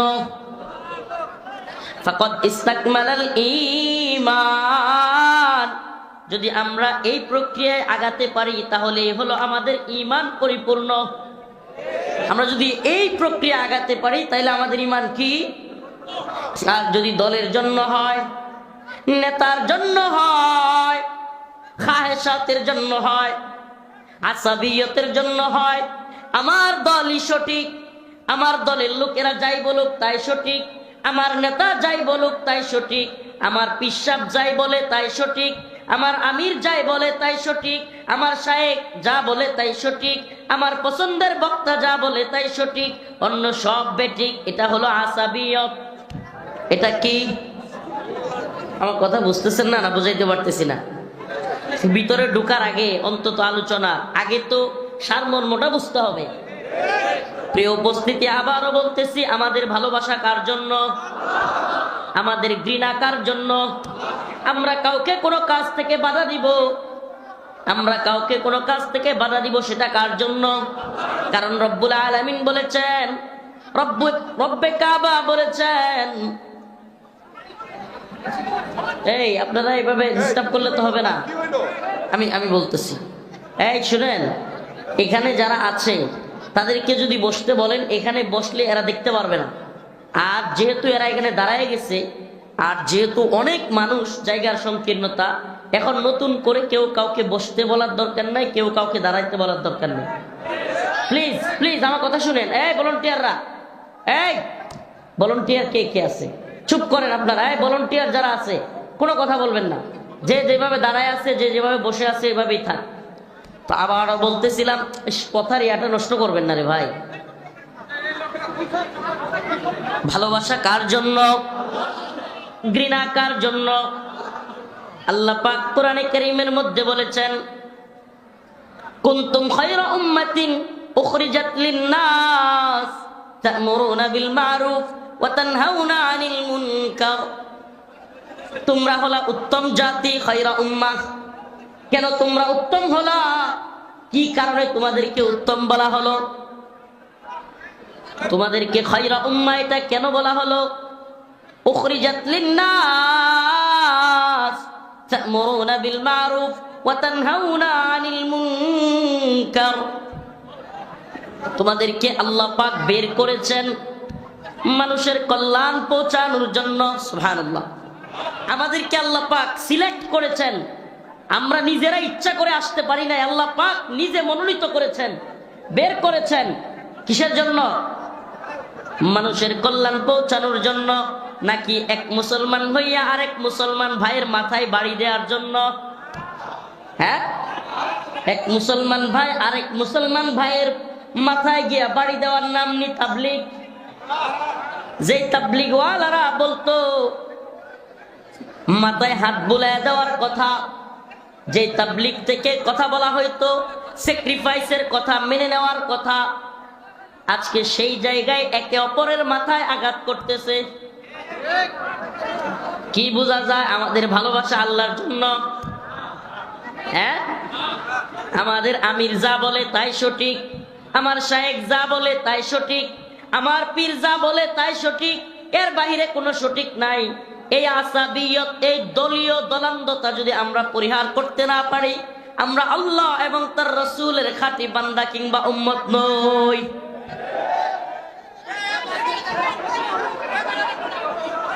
কি আশ্চর্য রে! আহা, সব চাচারা, সব ভাইরাই ইয়া করতেছে। এই এখানে যারা আছেন কয়েকজন একটু পিছনে যান তো, একটু হালকা হুজুর, একটু পিছনে যান। আস্তে কথা বলবেন না। আহারে,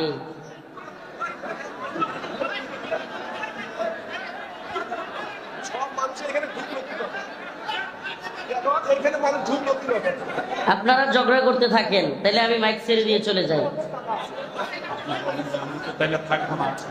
কিভাবে সম্ভব এটা? কথা 10-15 মিনিট চলে যাচ্ছে, এখনো আপনারা আওয়াজটা বন্ধ করতেছেন না। এটা কি আশ্চর্য রে ভাই! দেখা কি ফরজ নাকি? দেখতেই হবে। কথা তো শুনতেছে, কথা তো শোনাই যাচ্ছে। হয়েছে তো, এবার হয়েছে। দয়া করে এবার চুপ থাকেন। কুনতুম খায়রা উম্মাতিন উখরিজাত লিন-নাস তা'মুরুনা বিল মা'রুফ ওয়া তানহাউনা আনিল মুনকার। আল্লাহ পাক আমাদেরকে উত্তম জাতি হিসেবে পাঠাইছেন, খয়রা উম্মাহ। আমাদের কাজ কি? উখরিজাত লিন-নাস তা'মুরুনা বিল মা'রুফ ওয়া তানহাউনা আনিল মুনকার। আমরা সৎ কাজের আদেশ করব, অসৎ কাজ হতে নিষেধ করব। সৎ কাজে কি করব? আদেশ করব, অসৎ কাজ হতে। আচ্ছা, আমাকে বলেন, আমরা কি আমাদের দায়িত্বটা সঠিকভাবে পালন করতেছি? হ্যাঁ, বরং আমাদের মধ্যে দলান্দতা ঢুকে গেছে। পীরের প্রতি, শাইখের প্রতি, আমিরের প্রতি আমরা যা তারা বলে আমরা মনে করি তাই সঠিক, আর বাহিরের কারো কথা সঠিক নয়। আমাকে বলেন, যদি এটা না হইতো তাইলে আজকের এই দুর্ঘটনা কি ঘটতো? ঘটতো? আমার দলের নেতা যা বলছে তাই সঠিক, নাকি অন্য দলের নেতা বা অন্য লোকেরা যা বলছে সেটাও সঠিক হতে পারে? আমার কথা বুঝাইতে পারতেছি না। কি বুঝাবো? এরাই যখন থামে না, এরাই যে হাসে, আবার ধাক্কাধাক্কি করে, আবার হাসে। এই ইচ্ছা করে কি এখানে ঝামেলা করতে আসছেন নাকি? এরা ইচ্ছা করে। এদিকে কি দাঁড়ায় আসে না মানুষ? আপনাদের মতো তো এমন করে না। এদিকে তো শত শত মানুষ দাঁড়ানো। এই চেয়ারটা একটু আগে দিলে আপনাকে মনে হয় সবাই দেখতে পাবে, মানে এটা এই পাশের জন্য একটু আগে দিলে চেয়ারটা। চেয়ার আগে লাগবে না, তারপরে দাঁড়া, এটা ছড়া। তা'মুরুনা বিল মা'রুফ ওয়া তানহাউনা আনিল মুনকার। তোমাদেরকে উত্তম জাতি হিসেবে পাঠানো হয়েছে, খয়রা উম্মাহ হিসেবে পাঠানো হয়েছে। তোমাদের কাজ হলো সৎ কাজের আদেশ করা। তা'মুরুনা বিল মা'রুফ ওয়া তানহাউনা আনিল মুনকার। তাহলে আমাদের কাজ কি? আমরা সৎ কাজের আদেশ করব, অসৎ কাজ হতে নিষেধ করব। আমাকে বলেন, ইসলাম নবীদের মাধ্যমে, রাসূলদের মাধ্যমে এসেছে। এখন নবীও নাই, রাসূলও নাই। এখন নবী এবং রাসূলদের কাজটা কে করবে? নবী এবং রাসূলের কাজটা যারা কোরআনের জ্ঞান রাখে, ওই দাওয়াতি কাজ তারা করবে। আর আওয়ামদের কাজ কি তাহলে? আওয়ামরা উলামায়ে হক্কানির কথা মেনে চলবে। ঠিক কি ঠিক না? আমাকে বলেন, আমরা কি এমন সমাজ চাই, এমন রাষ্ট্র চাই যেখানে আলেম ছাড়া ইসলাম? হ্যাঁ? আচ্ছা বলেন, ড্রাইভার ছাড়া গাড়ি চলবে? হ্যাঁ? ইঞ্জিন ছাড়া ট্রেন চলবে? হ্যাঁ? একটা জাতির আলেমরা হলেন রাহবার, ইঞ্জিন। একটা জাতির আলেমরা হলেন ড্রাইভার। তো আলেমদের মধ্যে ভুল হতে পারে, আলেমরা কেউ ভুলের ঊর্ধ্বে নয়, কিন্তু তাই বলে আপনি যদি সম্মিলিতভাবে আলেমদেরকে ঘৃণা করেন, আপনার মধ্যে যদি কেউ এই বীজ বপন করে দেয় যে আলেম শূন্য অবস্থান আপনি চান, আলেমরাই সকল গন্ডগোলের মূল, এই ধরনের চিন্তা আপনার মাথায় আসে, আমি জানতে চাই, আলেম ছাড়া সমাজ, আলেম ছাড়া রাষ্ট্র, এটা চায় শয়তান। কেন? কারণ আলেম শূন্য হয়ে গেলে মাসালা দেওয়ার কেউ থাকবে না। আলেম শূন্য হয়ে গেলে ইসলামের দিক নির্দেশনা দেওয়ার কেউ থাকবে না। ওই সমাজের মধ্যে ফিতনা ছড়ানো, ওই সমাজের মধ্যে, ওই রাষ্ট্রের মধ্যে বিদআত ছড়াইয়া দেওয়া, ওই রাষ্ট্রের মধ্যে শিরিক কুফর ঢুকাইয়া দেওয়া খুব সহজ হয়ে যাবে। কিন্তু যেই সমাজে আলেমরা, হকপন্থী আলেমরা সজাগ আছে, সঠিক পথে আছে, কঠিন কথা বলছে, সেই সমাজে কিন্তু ফিতনা, সেই সমাজে শিরিক কুফর কিন্তু মাথাচাড়া দিয়ে উঠতে পারে। প্রিয় হাজিরিন, যে আয়াতে কারিমা আমি তিলাওয়াত করেছি, লাতাজিদান্না শাদ্দান নাসি আদাওয়াতাল লিল্লাযিনা আমানুল ইয়াহুদা ওয়াল্লাযিনা আশরাকু। আল্লাহ রাব্বুল আলামিন বলেন, লাতাজিদান্না শাদ্দান নাসি আদাওয়াতাল লিল্লাযিনা আমানুল ইয়াহুদ ওয়াল্লাযিনা আশরাকু। অবশ্যই অবশ্যই তোমরা মানুষদের মধ্য থেকে পাবে মুমিনদের শত্রু হিসেবে, আবারও বলছি, মুমিনদের শত্রু হিসেবে অবশ্যই অবশ্যই তোমরা পাবে আমানুল ইয়াহুদা ওয়াল্লাযিনা আশরাকু। এক নম্বরে পাবে ইহুদিদেরকে মুমিনদের শত্রু হিসেবে। নাম্বার 2 হলো মুশরিক, পত্তলিক। মুসলমানদের সবচাইতে কঠিন শত্রু হিসেবে আল্লাহ বলতেছেন 1 নম্বরে পাবে ইহুদিদেরকে, 2 নম্বরে হলো মুশরিক পত্তলিকরা। আল্লাহ পাক 1450 বছর আগে, 1500 বছর আগে বলেছেন কোরআনে কারীমের মধ্যে। আজকে আপনি তাকায় দেখেন গোটা পৃথিবীতে মুসলমানদের যে কয়টা জায়গায় সবচাইতে বেশি নির্যাতিত হচ্ছে মুসলমানরা, এর একটার নাম হলো ফিলিস্তিন। একটা জায়গার নাম কি? আমাকে বলেন, ফিলিস্তিনে মুসলমানদের উপর আক্রমণ করতেছে কারা? সুবহানাল্লাহ। আল্লাহ পাক 1500 বছর আগে বলেছেন, কিন্তু এখনো পর্যন্ত আল্লাহ পাক কোরআনে যা বলেছেন তাই অক্ষরে অক্ষরে সঠিক প্রমাণিত, অক্ষরে অক্ষরে সঠিক। এবার বলেন, দ্বিতীয় যেই জায়গাটায় মুসলমানরা সবচেয়ে বেশি নির্যাতিত হচ্ছে, নিপীড়িত হচ্ছে, এই জায়গাটার নাম হলো কাশ্মীর। নাম কি? কাশ্মীরে মুসলমানদের নির্যাতন করতেছে কারা? বলেন না, মুশরিকরা, মুশরিক পত্তলিক ভারতীয় সেনাবাহিনী। এমনকি আপনাদেরকে একটা মাত্র পরিসংখ্যান শোনাই, এটা আমাদের কোনো ব্যক্তিগত পরিসংখ্যান না, আলেমদের পরিসংখ্যান না। বিবিসি, আল জাজিরার মতো ওয়ার্ল্ডের নামি দামি মিডিয়াগুলোর অ্যানালাইসিস হলো, মিডিয়াগুলোর বক্তব্য হলো, শুধু কাশ্মীরে বিগত স্বায়ত্তশাসন বাতিল করার পর থেকে ভারতীয় সেনাবাহিনী 10,000 মুসলিম মা বোনকে দর্শন করছে। কত? এটা আরো 4-5 বছর আগের পরিসংখ্যান, এখনকার পরিসংখ্যান জানি না, এখনকার আপডেট পরিসংখ্যানটাও জানা নাই। আরো কয়েক বছর আগের পরিসংখ্যান হলো 10,000 মা বোনকে দর্শন করেছে। ও মুসলমান ইমানদার, আমাদের কথা বলা দরকার, কাজ করবার দরকার হিন্দুত্ববাদী ভারতের বিরুদ্ধে। আমাদের কথা বলা দরকার, আমাদের শ্রম, আমাদের সময় ব্যয় করা দরকার ইহুদিবাদী ইসরায়েলের বিরুদ্ধে। এরা মুসলমানদের শত্রু, এরা বাংলাদেশ রাষ্ট্রের শত্রু। এই হিন্দুত্ববাদীরা, এরা 2 দিন পর পর বাংলাদেশ দখলের কথা বলতেছে। এদের বিভিন্ন পর্যায়ের নেতারা, এমনকি এদের প্রধান, রাষ্ট্রের যে প্রধানমন্ত্রী, সে পর্যন্ত তার টুইটারে, তার অ্যাকাউন্টের মধ্যে লিখেছে বাংলাদেশ কোনো স্বাধীন হয় নাই। 71-এর যে যুদ্ধ পাকিস্তানের সাথে হয়েছিল, এটা ভারতের যুদ্ধ হয়েছিল এবং সেই যুদ্ধে ভারত বিজয়ী হয়েছে। বলেন তাইলে এটা কি 71-এ আপনারা যারা এই স্বাধীনতার ট্যাবলেট এতদিন আওয়ামী লীগ, যুবলীগ, ছাত্রলীগকে, এই যে ছাত্রলীগ, যুবলীগকে, আওয়ামী লীগকে ট্যাবলেট খাওয়ানো হয়েছে, স্বাধীনতার চেতনা, বঙ্গবন্ধুর চেতনা, মুক্তিযুদ্ধের চেতনা, এই চেতনার ট্যাবলেট গুলো খাওয়াইছে। এখন বুঝছেন তো স্বাধীনতা কারে কয়? শুধু এটাই না, 71-এ যখন বিজয় হয়েছিল তখনই ইন্দিরা গান্ধী ওই সকল মিডিয়ার সামনে, এমনকি তাদের সংসদে দাঁড়িয়ে ইন্দিরা গান্ধী বলেছিল 1000 সাল কা বদলা লে লিয়া। কি বলেছিল? 1000 সাল কা। এই কথার অর্থ কি? 1000 বছরের বদলা নিয়ে নিছি। তার মানে কি? আসলে মুসলমানরা ইতিহাস পড়লে দেখবেন ভারতবর্ষ 1000 বছরের মতো মুসলমানরা শাসন করেছিল। কারা শাসন করেছিল?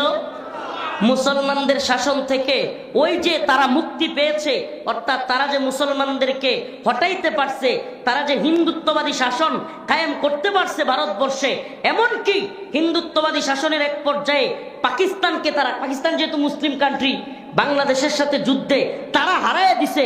এজন্য তাদের বক্তব্য হলো এই যুদ্ধে মুসলমানরা পরাজিত, হিন্দুরা বিজয়ী। তাইলে আমাদের আওয়ামী লীগ, ছাত্রলীগ, যুবলীগ যারা এই 71-এর স্বাধীনতা যুদ্ধ নিয়ে চিল্লায়, তাদেরকে আমরা বলতে চাই, তাইলে হিন্দুদের বিজয় কি তোমাদের বিজয়? মুসলমান 2টা দেশ, বাংলাদেশ, পাকিস্তান। আমি অস্বীকার করছি না পাকিস্তানের সেই সময়ের সেনাবাহিনী কিংবা বুট্টুর বাহিনী এদেশের মানুষদের উপর নির্যাতন করে নাই, নিপীড়ন করে নাই, জুলুম করে নাই, এটা আমি অস্বীকার করতেছি না। কিন্তু মুসলমান 2টা রাষ্ট্রকে যুদ্ধে লাগাইয়া দিয়া নিজেদের বিজয় ঘোষণা করা ভারতকে খুশি করবার জন্যই ছিল সেই যুদ্ধ। অমুসলমান ইমানদার, ওই শুরু থেকে আমি যে সূচনা বক্তব্য দিয়েছিলাম, সেখান থেকে এখন পর্যন্ত আমি যে কথাটা আপনাদের কাছে বোঝানোর চেষ্টা করতেছি, অমুসলমান ইমানদার, আপনার আমার শত্রু, প্রকৃত প্রধান শত্রু এটা আতিরা নয়। আপনার আমার প্রধানতম শত্রু চরমুনাইওয়ালারা নয়, আপনার আমার প্রধান শত্রু জামাতওয়ালারা নয়। আর এক মুসলমান তো অপর মুসলমানের ভাই, এটা আল্লাহ বলেছেন ইন্নামাল মুমিনুনা ইখওয়া, ইন্নামাল মুমিনুনা। ও মুসলমান ইমানদার, কষ্টের সাথে দুঃখের সাথে বলতে হয়, আফসোস এবং পরিতাপের সাথে বলতে হয়, আজকেও যশোর সীমান্তে মুসলিম 3 জনকে বিএসএফ ধরে নিয়ে গিয়ে হত্যা করেছে। কয়জন? এটা আমার কথা নয়, মিডিয়ার কথা। খবর নিয়ে দেখেন, 3 জন মুসলমানকে বিএসএফ ভারতীয় বাহিনী মুসলমানদের বাংলাদেশে আইসা হত্যা করেছে। 3 জনকে হত্যা করেছে। 2 দিন পর পর সীমান্তে হত্যা করতেছে। কঠিন পরিস্থিতি সীমান্তের মধ্যে, এমনকি তাদের হাজার হাজার লোক সীমান্তের কাঁটাতার বেড়া ভেঙে ফেলতে চাচ্ছে। বিএসএফ এর বাহিনী ভারতীয় সীমান্তে অত্যাধিক বিভিন্ন অস্ত্রশস্ত্রে সজ্জিত হয়ে ভারতীয় সীমান্তে বাংলাদেশ দখল করবার নীল নকশা বাস্তবায়ন করতেছে। ওদিকে মায়ানমার সীমান্তে আমরা তো বেখবর, আমরা তো জানি না।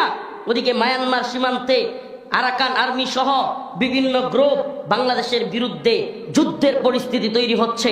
এমনকি বাংলাদেশের বাহিনীও আরাকান আর্মির বিরুদ্ধে ওখানে শক্ত অবস্থানে সীমান্তে পাহারায় আছে। এমন এমন যুদ্ধ পরিস্থিতিতে আমরা মুসলমানে মারামারি শুরু করছি। বড় আফসোসের বিষয়, এই জাহেলগুলোর, যে জাহেলরা আজকে ছাত্র তালিবুল ইলমদেরকে রাতের অন্ধকারে গিয়ে হামলা করলো, আমি তাদের কাছে জানতে চাই এই দেশের প্রতি, উম্মার প্রতি এদের দায়বদ্ধতা কতটুকু? আমাকে বলেন। রাত্রি 3টার সময় আলোচনা হচ্ছে আলেমদের সাথে, কি হবে না হবে, মিটিং এ ফাইসালা হবে পরের দিন 11টায়। আপনি রাতের 3টার সময় 20,000 30,000 মানুষ নিয়ে ঢুকে ছাত্রদেরকে পিটায় হত্যা করলেন। এই কি আপনার তাবলীগ? এই কি আপনার দিন? আল্লাহ রাসূল বলেছেন, আল্লাহ পাক বলেছেন, কুনতুম খায়রা উম্মাহ, আমরা হলাম উত্তম জাতি। এতদিন তো আমাদেরকে এটাই শিক্ষা দেওয়া হয়েছে যে আমরা তা'মুরুনা বিল মা'রুফ ওয়া তানহাউনা আনিল মুনকার, সৎ কাজে আদেশ করব, অসৎ কাজে নিষেধ করব। এখন আমি নিজেই যদি অসৎ কাজে গিয়া জড়াই, আমি নিজেই যদি অপর মুসলমানের, আপনি কোন যুক্তিতে একজন মুসলমানের মাথায় হাত তুলতে পারবেন? এমন কোন যুক্তি পৃথিবীতে নাই যেখানে রাসূলুল্লাহ সাল্লাল্লাহু আলাইহি ওয়াসাল্লাম বলেছেন একজন মুসলমানকে হত্যা করা পুরো জগৎকে হত্যা করার সমান, তার কোনো ক্ষমা নাই, কোনো ক্ষমা নাই। আপনি বলেন, আপনি আমাকে বলেন কোন যুক্তিতে নিজের ভাইদের উপর, আপনি বলেন যারা সাদ সাহেবের অনুসারী বলেন কিংবা যারা উলামায়ে কেরামকে অনুসরণ করে, কোন পক্ষকে আপনি কাফের বলতে পারবেন? কাফের কেউ তো, সাধারণ কাফেরদের কেউ তো হত্যা করার কিংবা আঘাত করার কোনো অনুমতি নাই যুদ্ধক্ষেত্র ছাড়া। তাহলে আপনি মুসলমানদের উপর কিভাবে আঘাত করলেন? কোন দলিলে? আপনি কোন দলিলে? কোন দলিল আছে আপনার কাছে? আপনি তো আসাবিয়ত করতেছেন, আপনি তো দলের পূজা শুরু করেছেন, আপনি দলান্ধ হয়ে গিয়েছেন, আপনি আপনার পীরের, আপনি আপনার আমিরের পূজা শুরু করেছেন। আপনি ইসলামের মধ্যে কঠিন, আপনার ইসলামের যে কনসেপ্ট এটাই আপনি বুঝতে পারেন নাই, আপনি বুঝেন নাই। আপনি যদি ইসলামের কনসেপ্ট বুঝতেন, ইসলাম বলতেছে ব্যক্তি দল এগুলো ইসলামের দলিল নয়। ব্যক্তি দল ইসলামের কি নয়? দলিল নয়। ইসলামের দলিল কোরআন সুন্নাহ। ইসলামের দলিল কি? কোরআন সুন্নাহ। যদি কোরআন সুন্নাহ দলিল হয়, চ্যালেঞ্জ ছুড়ে দিলাম, কোরআন সুন্নাহর কোন জায়গা থেকে দলিল বের করে অন্য মুসলমানের মাথায় আঘাত করার অনুমতি আপনি দেখাতে পারবেন? মুসলমান ভুল করতে পারে, কিন্তু তার মাথায় গিয়ে বাড়ি দেওয়ার অনুমতি আপনি দেখাইতে পারবেন? তাইলে যদি অনুমতি নাই থাকে, আপনি কিভাবে রাতের অন্ধকারে 3টার সময় গিয়া আপনার মুসলমান ভাইদের মাথায় আঘাত করলেন? মুসলমান ইমানদার, মুসলমান ইমানদার, কথাগুলো ভালোভাবে বুঝবার চেষ্টা করেন। যাদের দেশ জাতি উম্মার প্রতি দায়বদ্ধতা নাই, দেশ জাতির প্রতি উম্মার প্রতি যাদের দায়িত্বশীলতা নাই, এরাই এই ধরনের খামখেয়ালি কাজ, এরাই এই ধরনের অগ্রহণযোগ্য কাজে শরীক হইতে পারে। উম্মার প্রতি যদি দায়িত্বশীলতা থাকে, উম্মার প্রতি, জাতির প্রতি যদি ভালোবাসা থাকে, জাতির উপরে কত বড় বিপদ, যেই বিপদ জাতি আজ করতে পারতেছে না। ভারত যখন দেখলো বাংলাদেশকে বিভিন্ন ধরনের হামলা কইরা, হুমকি দিয়া ধমকি দিয়া কাজ হচ্ছে না, তখন তারা নতুন আরেকটা বাহিনীকে উস্কানি দিয়া, টাকা পয়সা দিয়া, অস্ত্র দিয়া বিভিন্নভাবে মায়ানমার থেকে, এগুলো গোয়েন্দা নিউজ বলতেছি, মায়ানমার থেকে মুসলমানদের বাংলাদেশকে অস্থিতিশীল করবার জন্য টাকা দিয়া, অর্থ সম্পদ দিয়া, এমনকি অস্ত্রশস্ত্র দিয়া, মায়ানমারের বাহিনীকে দিয়া, একটা উগ্র বাহিনীকে দিয়া বাংলাদেশের সাথে লাগাইয়া দেওয়ার চেষ্টা করতেছে। কারণ কি? তারা নিজেরা লাগতে চায় না। ও মুসলমান ইমানদার, এই যখন ষড়যন্ত্রের অবস্থা, তখন আমরা নিজেরা কামড়া কামড়ি। দেশ জাতিকে নিয়ে এত বড় বড় ষড়যন্ত্র, আল্লাহ পাক নিজে বলেছেন, লাতাজিদান্না আশাদ্দান নাস আদাওয়াতান লিল্লাযীনা আমানুল ইয়াহুদ ওয়াল্লাযীনা আশরাকু। আল্লাহ পাক নিজে বলেছেন তোমরা অবশ্যই অবশ্যই মুমিনদের শত্রু হিসেবে ইহুদি এবং মুশরিকদেরকে পাবে। আজকে ইসরায়েলের নেতানিয়াহু হুঙ্কার দিয়ে মুসলমানদের গাজাকে মাটির সাথে মিশিয়ে দিচ্ছে, বোম্বিং করতেছে। ও মুসলমান, গাজার মুসলমানরা খাবার পানি পর্যন্ত পাচ্ছে না। গাজার মুসলমানরা একবেলা খাবার পর্যন্ত পাচ্ছে না। হসপিটালগুলোতে হাহাকার, হসপিটালগুলোতে চিকিৎসা নাই, হসপিটালগুলোতেও বোম্বিং করা হচ্ছে। ও মুসলমান ইমানদার, আজকে মায়ানমারের রাখাইনের মুসলমানেরা 10 লক্ষ মুসলমান 2017 সালে একসাথে বাংলাদেশে ঢুকেছে, এখনো পর্যন্ত বের হইতে পারে নাই। ও মুসলমান ইমানদার, কাশ্মীরে 10,000 মুসলমানদেরকে, নারীদেরকে ধর্ষণ করা হয়েছে, কোনো বিচার হচ্ছে না। আদালত তাদেরকে, দর্শনের আসামিদেরকে বেকসুর খালাস দিচ্ছে, আর দর্শনের আসামিরা বাহির হইয়া এসা মিষ্টি বিতরণ করতেছে। এই যখন পৃথিবীতে মুসলিম উম্মার অবস্থা এমন নাজুক পরিস্থিতিতে নিজেরা কামড়াকামড়ি করার চাইতে আত্মঘাতী কাজ আর কোনো কিছু হইতে পারে? আমারে বলেন, টঙ্গীর ইজতেমা ময়দানে জোর করা ফরজ, ওয়াজিব, বরং ইসলামী ভূখণ্ড রক্ষা করা ফরজ। ঈমান আনার পরে ভালোভাবে বুঝেন মাসআলা, এটা খুব জরুরি দরকার। ঈমান আনার পরে সবচাইতে জরুরি ফরজ হলো, ঈমান আনার পরে মুসলমানদের উপর সবচাইতে বড় ফরজ, নামাজ রোজার চাইতেও বড় ফরজ হলো মুসলিম ভূখণ্ড রক্ষা করা। কি রক্ষা করা? যদি বলেন